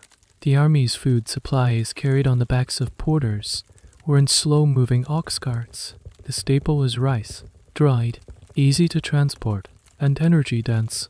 It would be supplemented with whatever could be foraged or requisitioned from the local countryside as you pass through. The daily meal on campaign is a Spartan affair. You would likely get a bowl of cooked rice, perhaps with a pickled plum. Umi boshai. In the center, the umi bosh, I was a genius piece of field nutrition. Its intense salt meats helped replenish the electrolytes you lost through sweat, and its high acidity had a preservative effect, helping to keep the rice from spoiling too quickly. You might also get a bowl of thin miso soup. It was fuel, not cuisine, but the preparation of this food was always a risk. The water would be drawn from the nearest river or stream, which might be downstream from another army, a village, or a herd of animals. The cooks would do their best, but boiling water for thousands of men was a massive undertaking. And shortcuts were likely common. A single contaminated water source could cripple an entire army faster than any enemy swordsman. And then, there's the other end of the digestive process. An army of thousands of men produces an enormous amount of waste every single day. There are no portable toilets, no designated latrine pits that can be moved each day. On the march, sanitation was often an afterthought. A soldier would simply step off the road, find a bush, and relieve himself. The area around any path an army had taken would become a makeshift latrine, a potential minefield of human waste. When the army stops to make camp for the night, the problem becomes concentrated. A site would be chosen, and if the commander was diligent, designated latrine trenches would be dug, usually downhill and downwind from the main camp and any water source. But in the chaos of setting up camp, especially if an enemy was nearby, these formalities were often ignored. Men would use the nearest convenient ditch or clump of trees. The ground in and around the encampment would quickly become fouled. The risk of contaminating the camp's water supply was immense.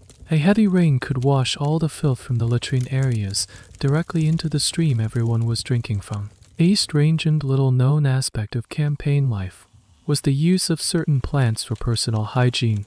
In the absence of paper or chug-eye sticks, soldiers had to be resourceful. They would learn to identify specific types of leaves that were soft, pliable, and non-irritating to use for cleaning. This botanical knowledge was a small but essential survival skill, passed from veteran soldiers to new recruits. Which leaves were safe, which would cause a horrible rash. This is a part of military history that is rarely recorded in the grand chronicles of battles. But for the individual soldier, it was a critical piece of daily information.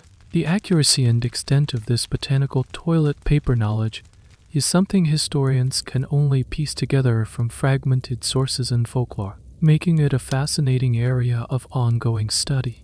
So, as you march, you are surrounded by a moving cloud of potential sickness. The dust kicked up by thousands of feet carries dried particles of animal and human waste. The water you drink is suspect. The food you eat is prepared in primitive conditions. Your fellow soldiers are coughing and sneezing around you, spreading respiratory illnesses. You are in a constant, invisible battle against infection.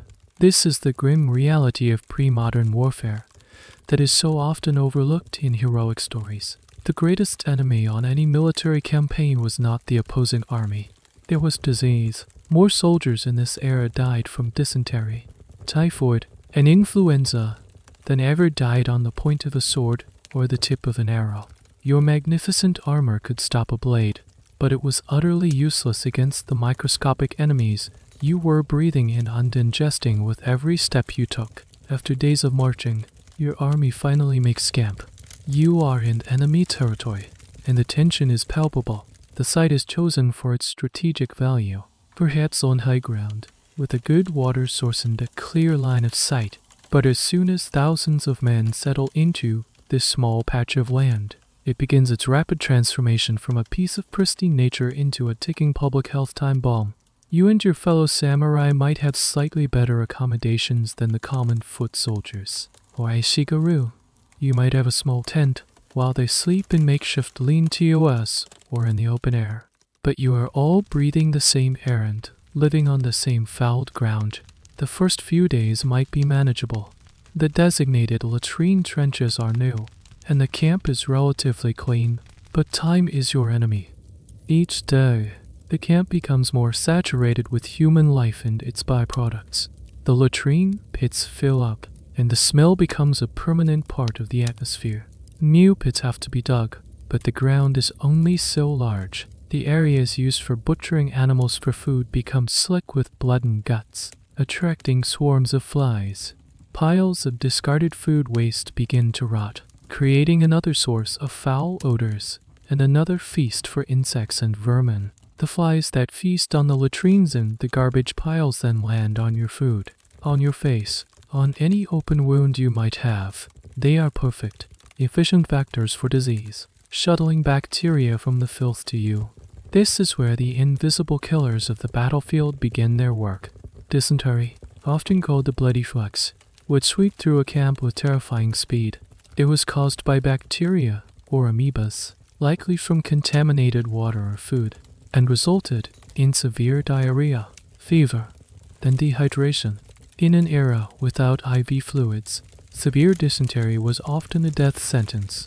A warrior, strong and fearless in battle, could be reduced to a weak, helpless invalid in a matter of days, dying miserably in his own filth. Then there was typhoid, another bacterial infection spread by contaminated food and water. It brought a high, sustained fever, weakness, and delirium.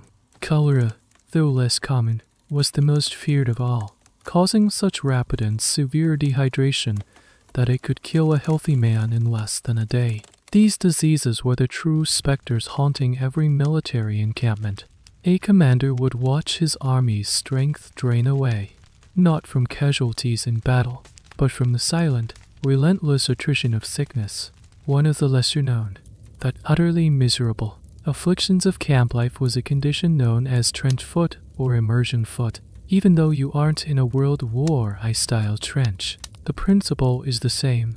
On a long campaign, especially in wet or cold weather, your feet are constantly damp, either from rain, mud, or sweat trapped inside your sandals and leg armor. Prolonged exposure to these conditions damages the skin, nerves, and muscles of the feet. They become numb, swollen, and discolored. The skin can start to break down, leading to open sores that are highly susceptible to infection. A samurai with a severe case of trench foot could barely walk, let alone fight effectively. This is a detail of military life that historians often find evidence for indirectly, through descriptions of soldiers being unable to march or needing to be carried. There's an ongoing debate among military historians about how aware commanders were of these specific threats. They certainly knew that sickness could destroy an army and understood the general link between filth and disease, hence the rules about latrine placement, but their understanding was incomplete. For example, some historical accounts describe the practice of burning large bonfires in a camp, not just for warmth, but with the belief that the smoke would purify the air and ward off miasmas or evil vapors that were thought to cause disease. While this didn't kill the bacteria in the water, the heat and smoke would have helped to keep flying insects at bay, which may have inadvertently reduced the transmission of some diseases. It was the right solution for the wrong reason, a common theme in the history of hygiene. So use it in your tent, polishing your katana, trying to maintain a sense of order and discipline amidst the growing chaos and filth of the camp. You listen to the sounds of the night, the coughing of men in the tents around you, the distant groans of the sick. You know that the enemy army is out there, somewhere in the darkness, but you also know that a more insidious, more patient enemy is already inside the walls of your camp, moving silently from man to man. Every drink of water is a gamble. Every meal is a risk. Your survival depends as much on the resilience of your immune system as it does on your skill with a sword. The air horn sounds. A scout has returned. The enemy is approaching. The nervous energy in the camp sharpens into focused tension. This is the moment you've been training for, the reason you wear the armor and carry the sword. You secure your helmet, give your blade one last swipe, and take your place in the formation. The abstract threat of disease is momentarily forgotten, replaced by the very real, very visible threat of an approaching army. The battle is a chaotic, brutal, and utterly exhausting affair. It's not the elegant, one-on-one duel of movies. It's a crush of bodies, a cacophony of shouting, screaming, and the clash of steel. You move with your unit, your spear or sword a part of a larger bristling wall of weapons. The ground becomes slick with mud and blood. You are fighting for your life, your senses on high alert, your body pumped full of adrenaline. In the swirling chaos of a melee, you feel a sharp, burning pain in your forearm. You glance down and see that an enemy's spear tip has glanced off your armored sleeve, the coat, but not before opening a deep gash in a less protected area near your wrist. It's not a mortal wound. It doesn't sever an artery or break a bone. In the 21st century, it would be a trip to the emergency room for stitches and a tetanus shot. On this battlefield, it is a potentially fatal injury. For now, the adrenaline numbs the pain. You continue to fight, but the open wound is a gaping invitation to every microbe in the environment. It's being exposed to the dirt on the ground, the blood of others, and the bacteria teeming on the surface of the weapon that cut you. Once the battle is over, let's say your side is victorious, you can finally attend to your injury. The medical care you receive on the battlefield is rudimentary and focused on immediate, life-threatening injuries. A surgeon, who might be a monk or a specialized samurai with medical training, will examine your wound. There is no anesthetic, aside from perhaps a swig of sake or a stick to bite down on. The wound will be cleaned, but cleaning is a relative term. It might be washed with water of questionable purity, or even sake, as the alcohol was known to have some cleansing properties. Any obvious debris will be picked out. Then, the wound needs to be closed. If it's a clean cut, it might be stitched up using a simple needle and silk, or hemp thread.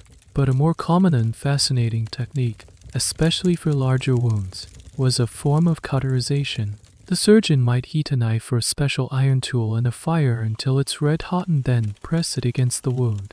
The searing heat would burn the tissue, stopping the bleeding and sealing the wound shut. It was an agonizingly painful procedure, but it was often effective at preventing immediate blood loss. Another method involved applying MOGUSA, a flammable fiber made from dried mugwort, the same material used in moxibustion therapy, to the wound and setting it on fire to achieve a similar cauterizing effect. But the real danger starts after this initial treatment. The concept of antiseptic surgery does not exist. The surgeon's hands are not clean. The needle and thread are not sterile. The cauterizing tool might be hot, but the area around the wound is not. By trying to fix the injury, the surgeon has likely introduced a host of new bacteria deep into the tissue. In the days that follow, you watch your arm with growing anxiety. The area around the gash becomes red, swollen, and hot to the touch. It begins to throb with a deep, persistent pain. This is the sign of infection. A strange and little-known treatment for infected wounds involved the use of mold. This is a topic that greatly interests medical historians. There are anecdotal accounts in folklore describing healers applying moldy rice or other moldy substances to infected wounds. It seems counterintuitive and disgusting, but it's possible that some of these molds, by pure chance, were of the Penicillium genus, the source of penicillin. The application might have had an actual antibiotic effect. However, this was not a standardized or understood practice. For every time it might have worked, there were likely dozens of times where applying a random mold simply made the infection worse. Whether this was a genuine, if inconsistent, form of primitive antibiotic treatment or just a medical myth is still a subject of academic debate. Without effective treatment, the infection in your arm rages on. The bacteria multiply, creating pus and destroying tissue. The infection can enter your bloodstream, a condition we now call sepsis. You develop a high fever, chills, and become delirious. Your magnificent armor, your skill with a sword, your samurai honor, none of it matters now. You are in a battle with an invisible enemy, and it is a battle you are likely to lose.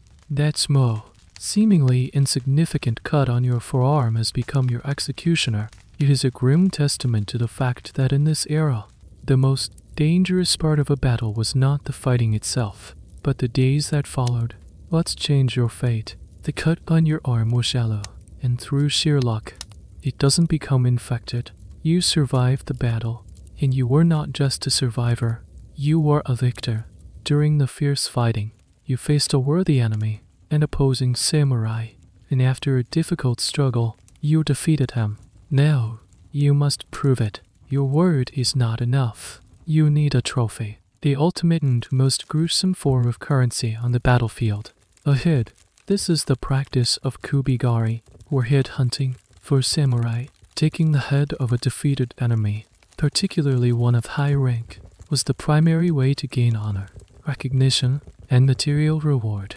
After a battle, you would present the heads you had taken to your daimyo or a designated inspector. in a ceremony known as the Kubijaikiken, the head viewing ceremony. Based on the number and importance of the heads you presented, you could be granted land, titles, or other promotions. It was a brutal but effective system for motivating warriors and verifying their claims of victory. So, having felled your opponent, you perform the grim test. You draw your tanto, a short dagger, or your companion sword, the wakizayas.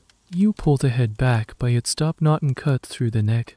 It is a messy, visceral act, a stark contrast to the clean, ritualized movements of your dodo practice. You now have your proof, but you have also just created a serious and immediate hygiene problem. The severed head is not a clean object. It is a rapidly decaying piece of organic matter. You can't simply stuff it in a sack and forget about it until the ceremony. It needs to be prepared. If you were a common foot soldier, you might just tie it to your belt and march, but a samurai of your standing is expected to show more respect, both to the trophy and to the process. The first step is to find a water source, like a stream, and wash the head, cleaning off the blood and grime of the battlefield. Next, the head needs to be preserved and presented in a way that makes it identifiable. You would have a special bag or net for carrying it. Upon returning to camp, a more formal preparation would begin. The hair would be washed and then recombed, often tied back into its proper topknot. This was done out of a strange sense of respect for the fallen enemy.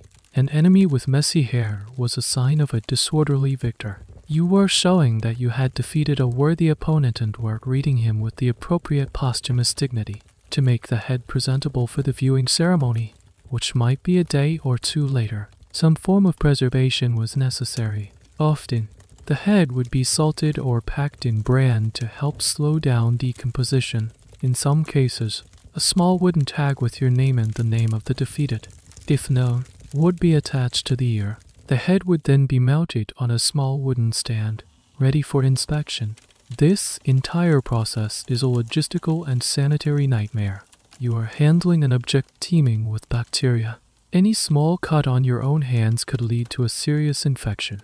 The area of the camp designated for this trophy processing would be a deeply unsanitary place, filled with the smell of decay and the constant presence of flies. It's a part of warfare that is often glorified in tales of samurai valor, but the reality was that of a makeshift, open-air morgue. A particularly strange and debated aspect of this practice is the cosmetic preparation of the heads. Some historical accounts, though their veracity is debated, suggest that makeup was sometimes applied to the heads before the viewing ceremony. A touch of rouge on the cheeks, or even the reapplication of oigora, teeth blackening, if it had worn off, was done to make the head look more enlivened to better display the features for identification. The idea of applying makeup to a severed head is deeply macabre, a bizarre intersection of battlefield brutality and courtly aesthetics. Whether this was a common practice or an embellished tale told to shock listeners is a point of contention for historians. So you stand in line with your fellow samurai, your prepared trophy resting on its stand.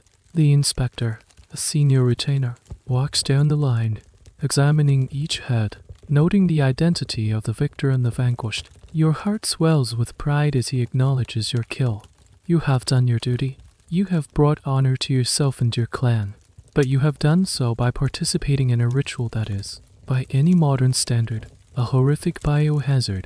The very proof of your success is an object of decay, a potent symbol of the thin line between honor and filth, life and death, that defines the world of the samurai warrior.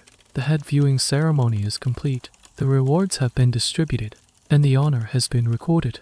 Your side was victorious, and the enemy has retreated.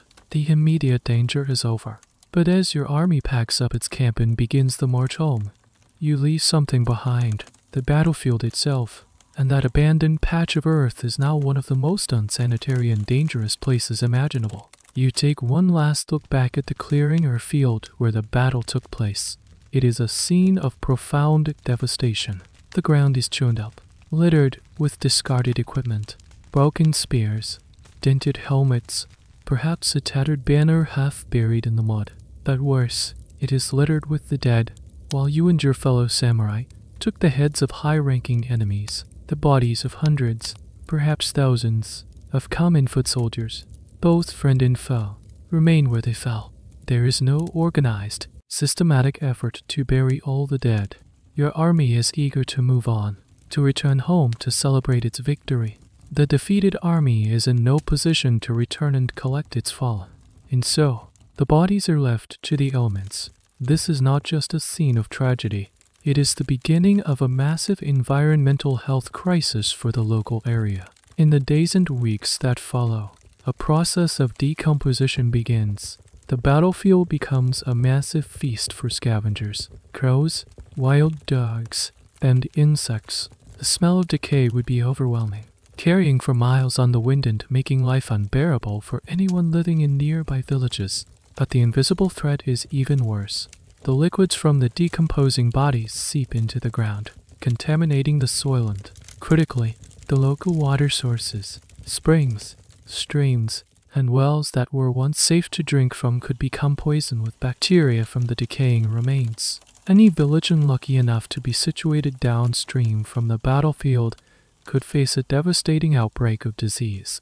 People who had no part in the fighting, who simply relied on the local river for their daily water, could suddenly find themselves struck down by typhoid, cholera, or other waterborne illnesses. The battle might have been over in a day, but its deadly consequences could ripple through the local peasant population for months. A fascinating and poignant detail that historians and archaeologists have uncovered is the phenomenon of ghost legends. Many of the most famous haunted locations in Japan are ancient battlefields. Stories passed down through generations tell of seeing ghostly armies marching at night, or hearing the cries of the dying on the wind. While these are wonderful pieces of folklore, some historians argue they may have a practical origin. A wise village elder might tell children scary stories about the old battlefield to keep them away from the area. It was a form of public health advisory, cloaked in superstition. Don't play by the river near the old killing fields, for the ghosts of the fallen will drag you in. This was a more effective warning than saying, you might ingest harmful bacteria from decomposing organic matter. The fear of ghosts was a powerful tool to enforce a necessary quarantine. The actual level of intent behind these stories is, of course, heavily debated, but the correlation between battle sites and ghost lore is undeniable. Back in your camp, even though you are leaving, the cleanup is minimal. The latrine trenches are simply covered over with a shallow layer of dirt. The pits used to dispose of animal entrails and other camp waste are similarly abandoned. The ground is saturated with the filth of several thousand men living in close quarters for an extended period. When the first heavy rain comes, it will wash all of this concentrated waste into the same streams and rivers that are already being contaminated by the battlefield dead. The environmental footprint of a pre-modern army was immense and profoundly toxic. So as you march away, feeling the pride of victory, you are part of a long tradition of warriors who were largely oblivious to the ecological and epidemiological disaster they left in their wake. Your focus is on the glory of the battle won, the honor you have gained, and the promotions you might receive. The quiet, long-term consequences, the poison wells, the sickened villagers, the haunted fields, are not your concern. They are the unseen cost of your victory. A grim postscript to the story of the battle, paid by people you will never meet. The battlefield is not just a place of past violence. It is a source of future pestilence. You have finally returned from the campaign. You are hailed as a hero. Your armor is stowed away, its internal ecosystem of sweat and mildew left to fester in peace. Your swords are cleaned and oiled with reverent care. The grime and brutality of the battlefield begin to feel like a distant, unpleasant dream. No, you have the luxury of returning to the refined, aesthetic pursuits that balance your life as a warrior, and there is no pursuit more refined, more obsessively clean, than the tea ceremony. The Chano Wayu. You receive an invitation to a formal tea gathering hosted by your daimyo, or another high-ranking samurai. This is not the simple, daily cup of tea you had for breakfast. This is a highly ritualized, almost theatrical event. and the preparation for it begins long before you arrive. The host will have been preparing for days, selecting the perfect utensils, planning the meal that will accompany the tea, and, most importantly, cleaning. You arrive at the tea house, which is often a small, separate building in a beautifully manicured garden. The path leading to it, the Oji, or dewy ground, has been freshly sprinkled with water. This is not just to settle the dust. It's a symbolic act of washing away the dust of the outside world. As you walk the path, you are meant to leave your worldly concerns, your rank, your wealth, your recent battles behind you. You stoop to wash your hands and rinse your mouth at a stone water basin, a final act of physical and spiritual purification before entering. The entrance to the tea room, the jaws hits you, is a small, low doorway called Aniji Ariguchi. It's so low that you have to crawl through it. This is a powerful act of humility. Inside, everyone is equal. Even a great daimyo must bow his head and enter on his knees. You have to remove your swords before entering, leaving the symbols of your warrior status outside. The tea room is a space of absolute peace. Inside, the room is astonishingly, immaculately clean. Every surface, from the tatami mats to the wooden pillars, has been wiped. There is not a single speck of dust. The simplicity you observed in your own home is taken to an extreme here. The only decorations are a single scroll of calligraphy in the alcove and a simple flower arrangement, the sihobana.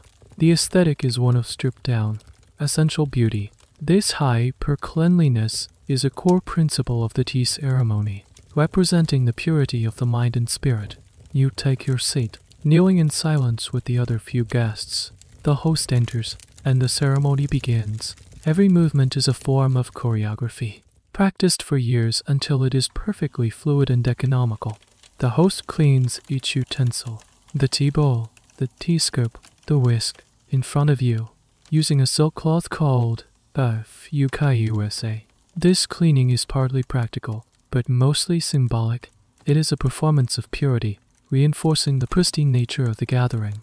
The contrast with the world outside is almost dizzying. Just days ago, you were living in a filthy military camp, handling severed heads, and witnessing death and decay. Now you are in a sterile sanctuary, a man-made bubble of perfect order and cleanliness. This extreme swing between the impure, Tegor, and the pure, Chiomi, is a fundamental aspect of the samurai psyche. They lived in both worlds. The tea ceremony was not an escape from reality. It was a necessary counterpoint to it. It was a way to mentally and spiritually cleanse oneself of the filth that was an unavoidable part of their duties. A little-known detail that highlights this obsession with cleanliness is the treatment of the ash in the brazier. The bed of ash upon which the charcoal fire sits is not just a pile of grey dust. It is meticulously sculpted into beautiful patterns, often representing mountains or waves. After each ceremony, the host might spend hours sifting the ash, cleaning it of any impurities, and resculpting it for the next guest. This is a level of obsessive detail that is almost incomprehensible, but it shows that in the world of tea, no detail was too small to be perfected and purified. Historians of aesthetics and ritual still marvel at the sheer dedication required for this kind of practice. As the host prepares the thick, frothy match, and hands the bowl to you, the silence is broken only by the sound of the boiling water in the kettle, a sound often described as wind in the pines. You drink the tea, its rich, bitter flavor grounding you in the present moment. In this room, there is no sickness, no dirt, no violence. There is only harmony, respect, purity, and tranquility. The tea room is a psychological fortress, a meticulously constructed environment designed to prove that even in a world full of ugliness and filth, it is possible to create a small space of perfect, unblemished beauty. It is the ultimate antidote to the horrors you have seen in the unhygienic realities you endure every other day of your life. You have spent much of this journey focused on your own experiences as a male samurai. You've endured the battlefield, practiced in the dojo, and found solace in the tea room. But as you return to your residence, let's shift the perspective for a moment. Let's consider the person who is arguably fighting the most relentless, unending battle against filth in this entire world. The mistress of the house, your wife, while you are away on campaign or engaged in political duties. She is the commander-in-chief of the domestic sphere. Her domain is the household, and her primary enemy is the constant, creeping encroachment of dirt, dust, and decay. Her role is not just to manage the servants and the budget. It is to uphold the family's honor and status through the maintenance of a clean and orderly home. In a society that judged status by appearances, a dirty or disorganized home would bring shame upon the entire family. Her day begins long before yours. Overseeing the morning preparations, she directs the servants in the daily cleaning rituals. The wooden floors of the verandas are not mopped. They are wiped down by hand with damp cloths. A servant would have to squat or crawl, wiping every inch of the polished wood until it shines. The shoji screens are dusted, a delicate task to avoid tearing the fragile paper. The tatami mats are swept with a soft broom or wiped, a constant battle against the dust that blows in from the unpaved streets. Her war against filth is fought on multiple fronts. The kitchen is a major battleground. She must ensure that food is stored properly to prevent spoilage and pests like rats and insects. This involves a deep practical knowledge of which foods need to be salted, pickled, or dried for preservation. She oversees the management of the well, ensuring the water drawn for cooking is as clean as possible. She directs the disposal of food scraps and other kitchen waste, trying to keep the area from attracting vermin. Then there is the laundry. While your expensive silk kimono is rarely washed, the undergarments, the head AJUBN UBN of the entire household, and the cotton clothing of the servants need to be laundered regularly. This is a massive, labor-intensive task. There is no washing machine. The clothes are taken to a nearby river or a well, where they are beaten against rocks, scrubbed with wooden boards, and rinsed in cold water. Lye, derived from wood ash, might be used as a primitive and harsh cleaning agent. Then the wet, heavy clothes have to be carried back and hung up on bamboo poles to dry. Your wife is the general who orchestrates this entire logistical operation. One of the more peculiar and challenging tasks she would have to manage is the annual Susuhara-ai, or soot sweeping.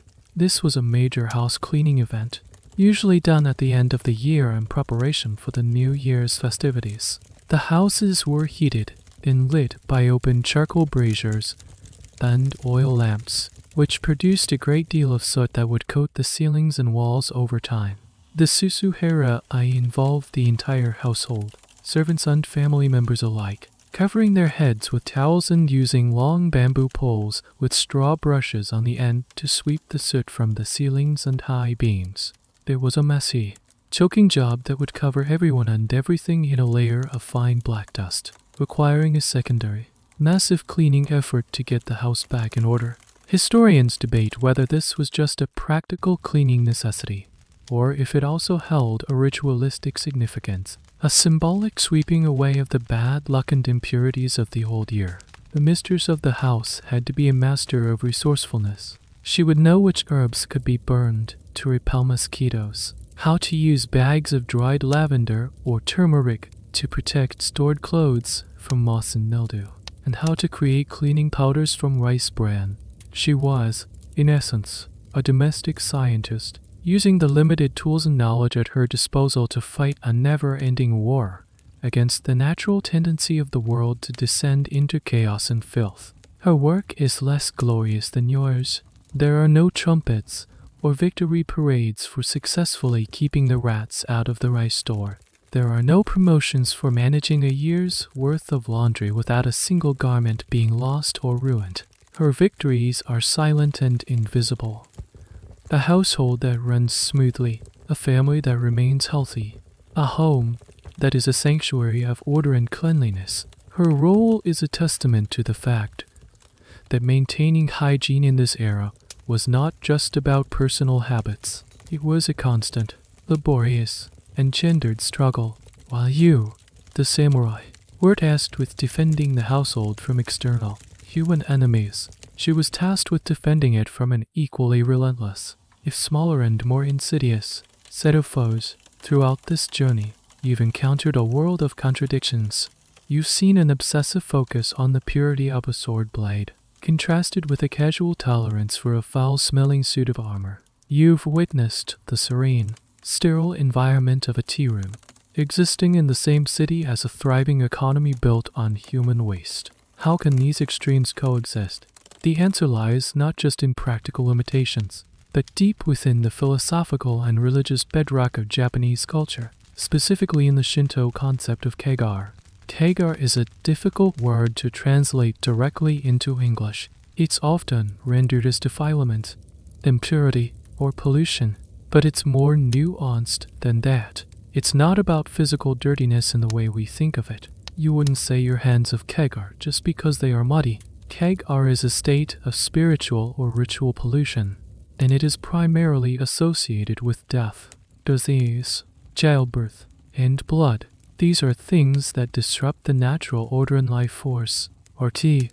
This concept predates the arrival of Buddhism and is fundamental to Shinto, Japan's indigenous religion. Shinto is a religion that celebrates life, nature, and purity. Its deities, the kami, are believed to inhabit natural objects like mountains, rivers, and trees. To approach a kami, or a sacred space, you must be free of keigar. This is why at the entrance to every Shinto shrine, you find a water basin, the chozi yuya. For ritual purification, you wash your hands and rinse your mouth, not because you are physically dirty, but to wash away the intangible keigar of the outside world before entering a sacred space. This deep-seated belief helps to explain the seemingly contradictory attitudes towards hygiene. A severed head from the battlefield is a potent source of keigar because it is directly linked to death. The meticulous washing and preparation of the head before the viewing ceremony was not just about making it presentable. It was a ritual attempt to contain and manage its powerful defilement. Similarly, sickness was a state of keigar. An ill person might be informally isolated, not because of a scientific understanding of contagion, but because their state of being was ritually impure and could be offensive to the kami. On the other hand, things like sweat, body odor, or even a dirty kimono were not generally considered sources of keigar. They were simply part of the messy reality of being alive. Sweat is a sign of life and exertion, not death or decay. A dusty street is just a dusty street. This is why you could tolerate a smelly training uniform or a greasy topknot. These things were not spiritually polluting in the same way. They existed in a different category of uncleanliness, one that could be managed through practical, non-ritual means like airing out clothes or taking a hot bath. The debate among religious scholars and anthropologists about the precise origins and social functions of keigar is ongoing. Some argue it was a primitive form of public health, a way to create social rules that, by chance, help to isolate people from sources of disease. By making death and sickness taboo, the culture inadvertently encouraged behaviors that limited exposure to pathogens. Others argue that its roots are purely religious and psychological, a way for people to create a sense of order and control in a chaotic and often dangerous world by clearly separating the sacred from the profane, the pure from the defiled. A fascinating and slightly strange manifestation of keigar beliefs can be seen in the historical treatment of salt. Salt was considered a powerful purifying agent, capable of cleansing keigar.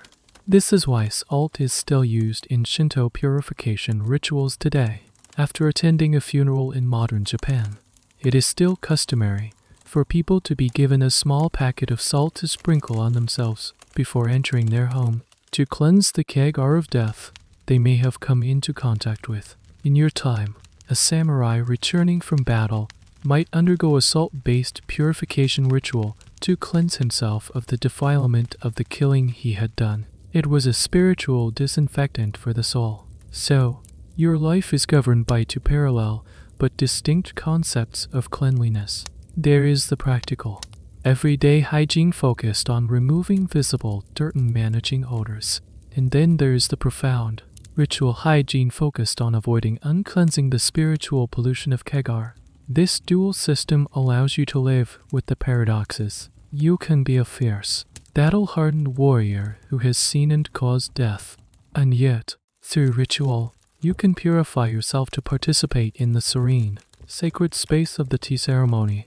You can accept the organic filth of life while aspiring to the absolute purity of the spirit. It is this framework that provides the logic for your world. The world where honor and filth, the sacred and the profane, are in a constant, delicate, and deeply Japanese balance. The world you know, a world governed by the sword and the strict codes of the samurai class, is beginning to feel old. The air is thick with whispers of change. Strange, tall ships have been seen off the coast. Black ships, the rumors say, captained by bearded foreigners with powerful cannons. For centuries, Japan has been a world unto itself, deliberately isolated. But the outside world is now knocking, or rather, pounding on the door. The year is 1868, and the Meiji Restoration is about to turn your entire universe upside down. The shogunate, the military government that has ruled for over 250 years, is collapsing. Power is being restored to the young Emperor Meiji. This is not just a political shift, it is a seismic cultural revolution. The new government's slogan is Fukuko Kaiyohai, enrich the country, strengthen the army. To do this, Japan is turning to the West, frantically importing technology, ideas, and customs in a desperate bid to modernize and avoid the fate of other Asian nations that have fallen under colonial rule.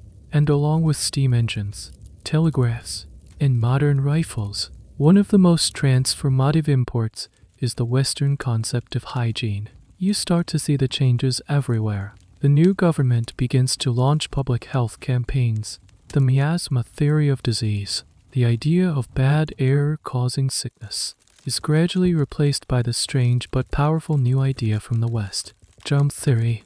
The notion that tiny, invisible living things cause disease is revolutionary. Suddenly, the practices that have defined your life are cast in a new, unflattering light.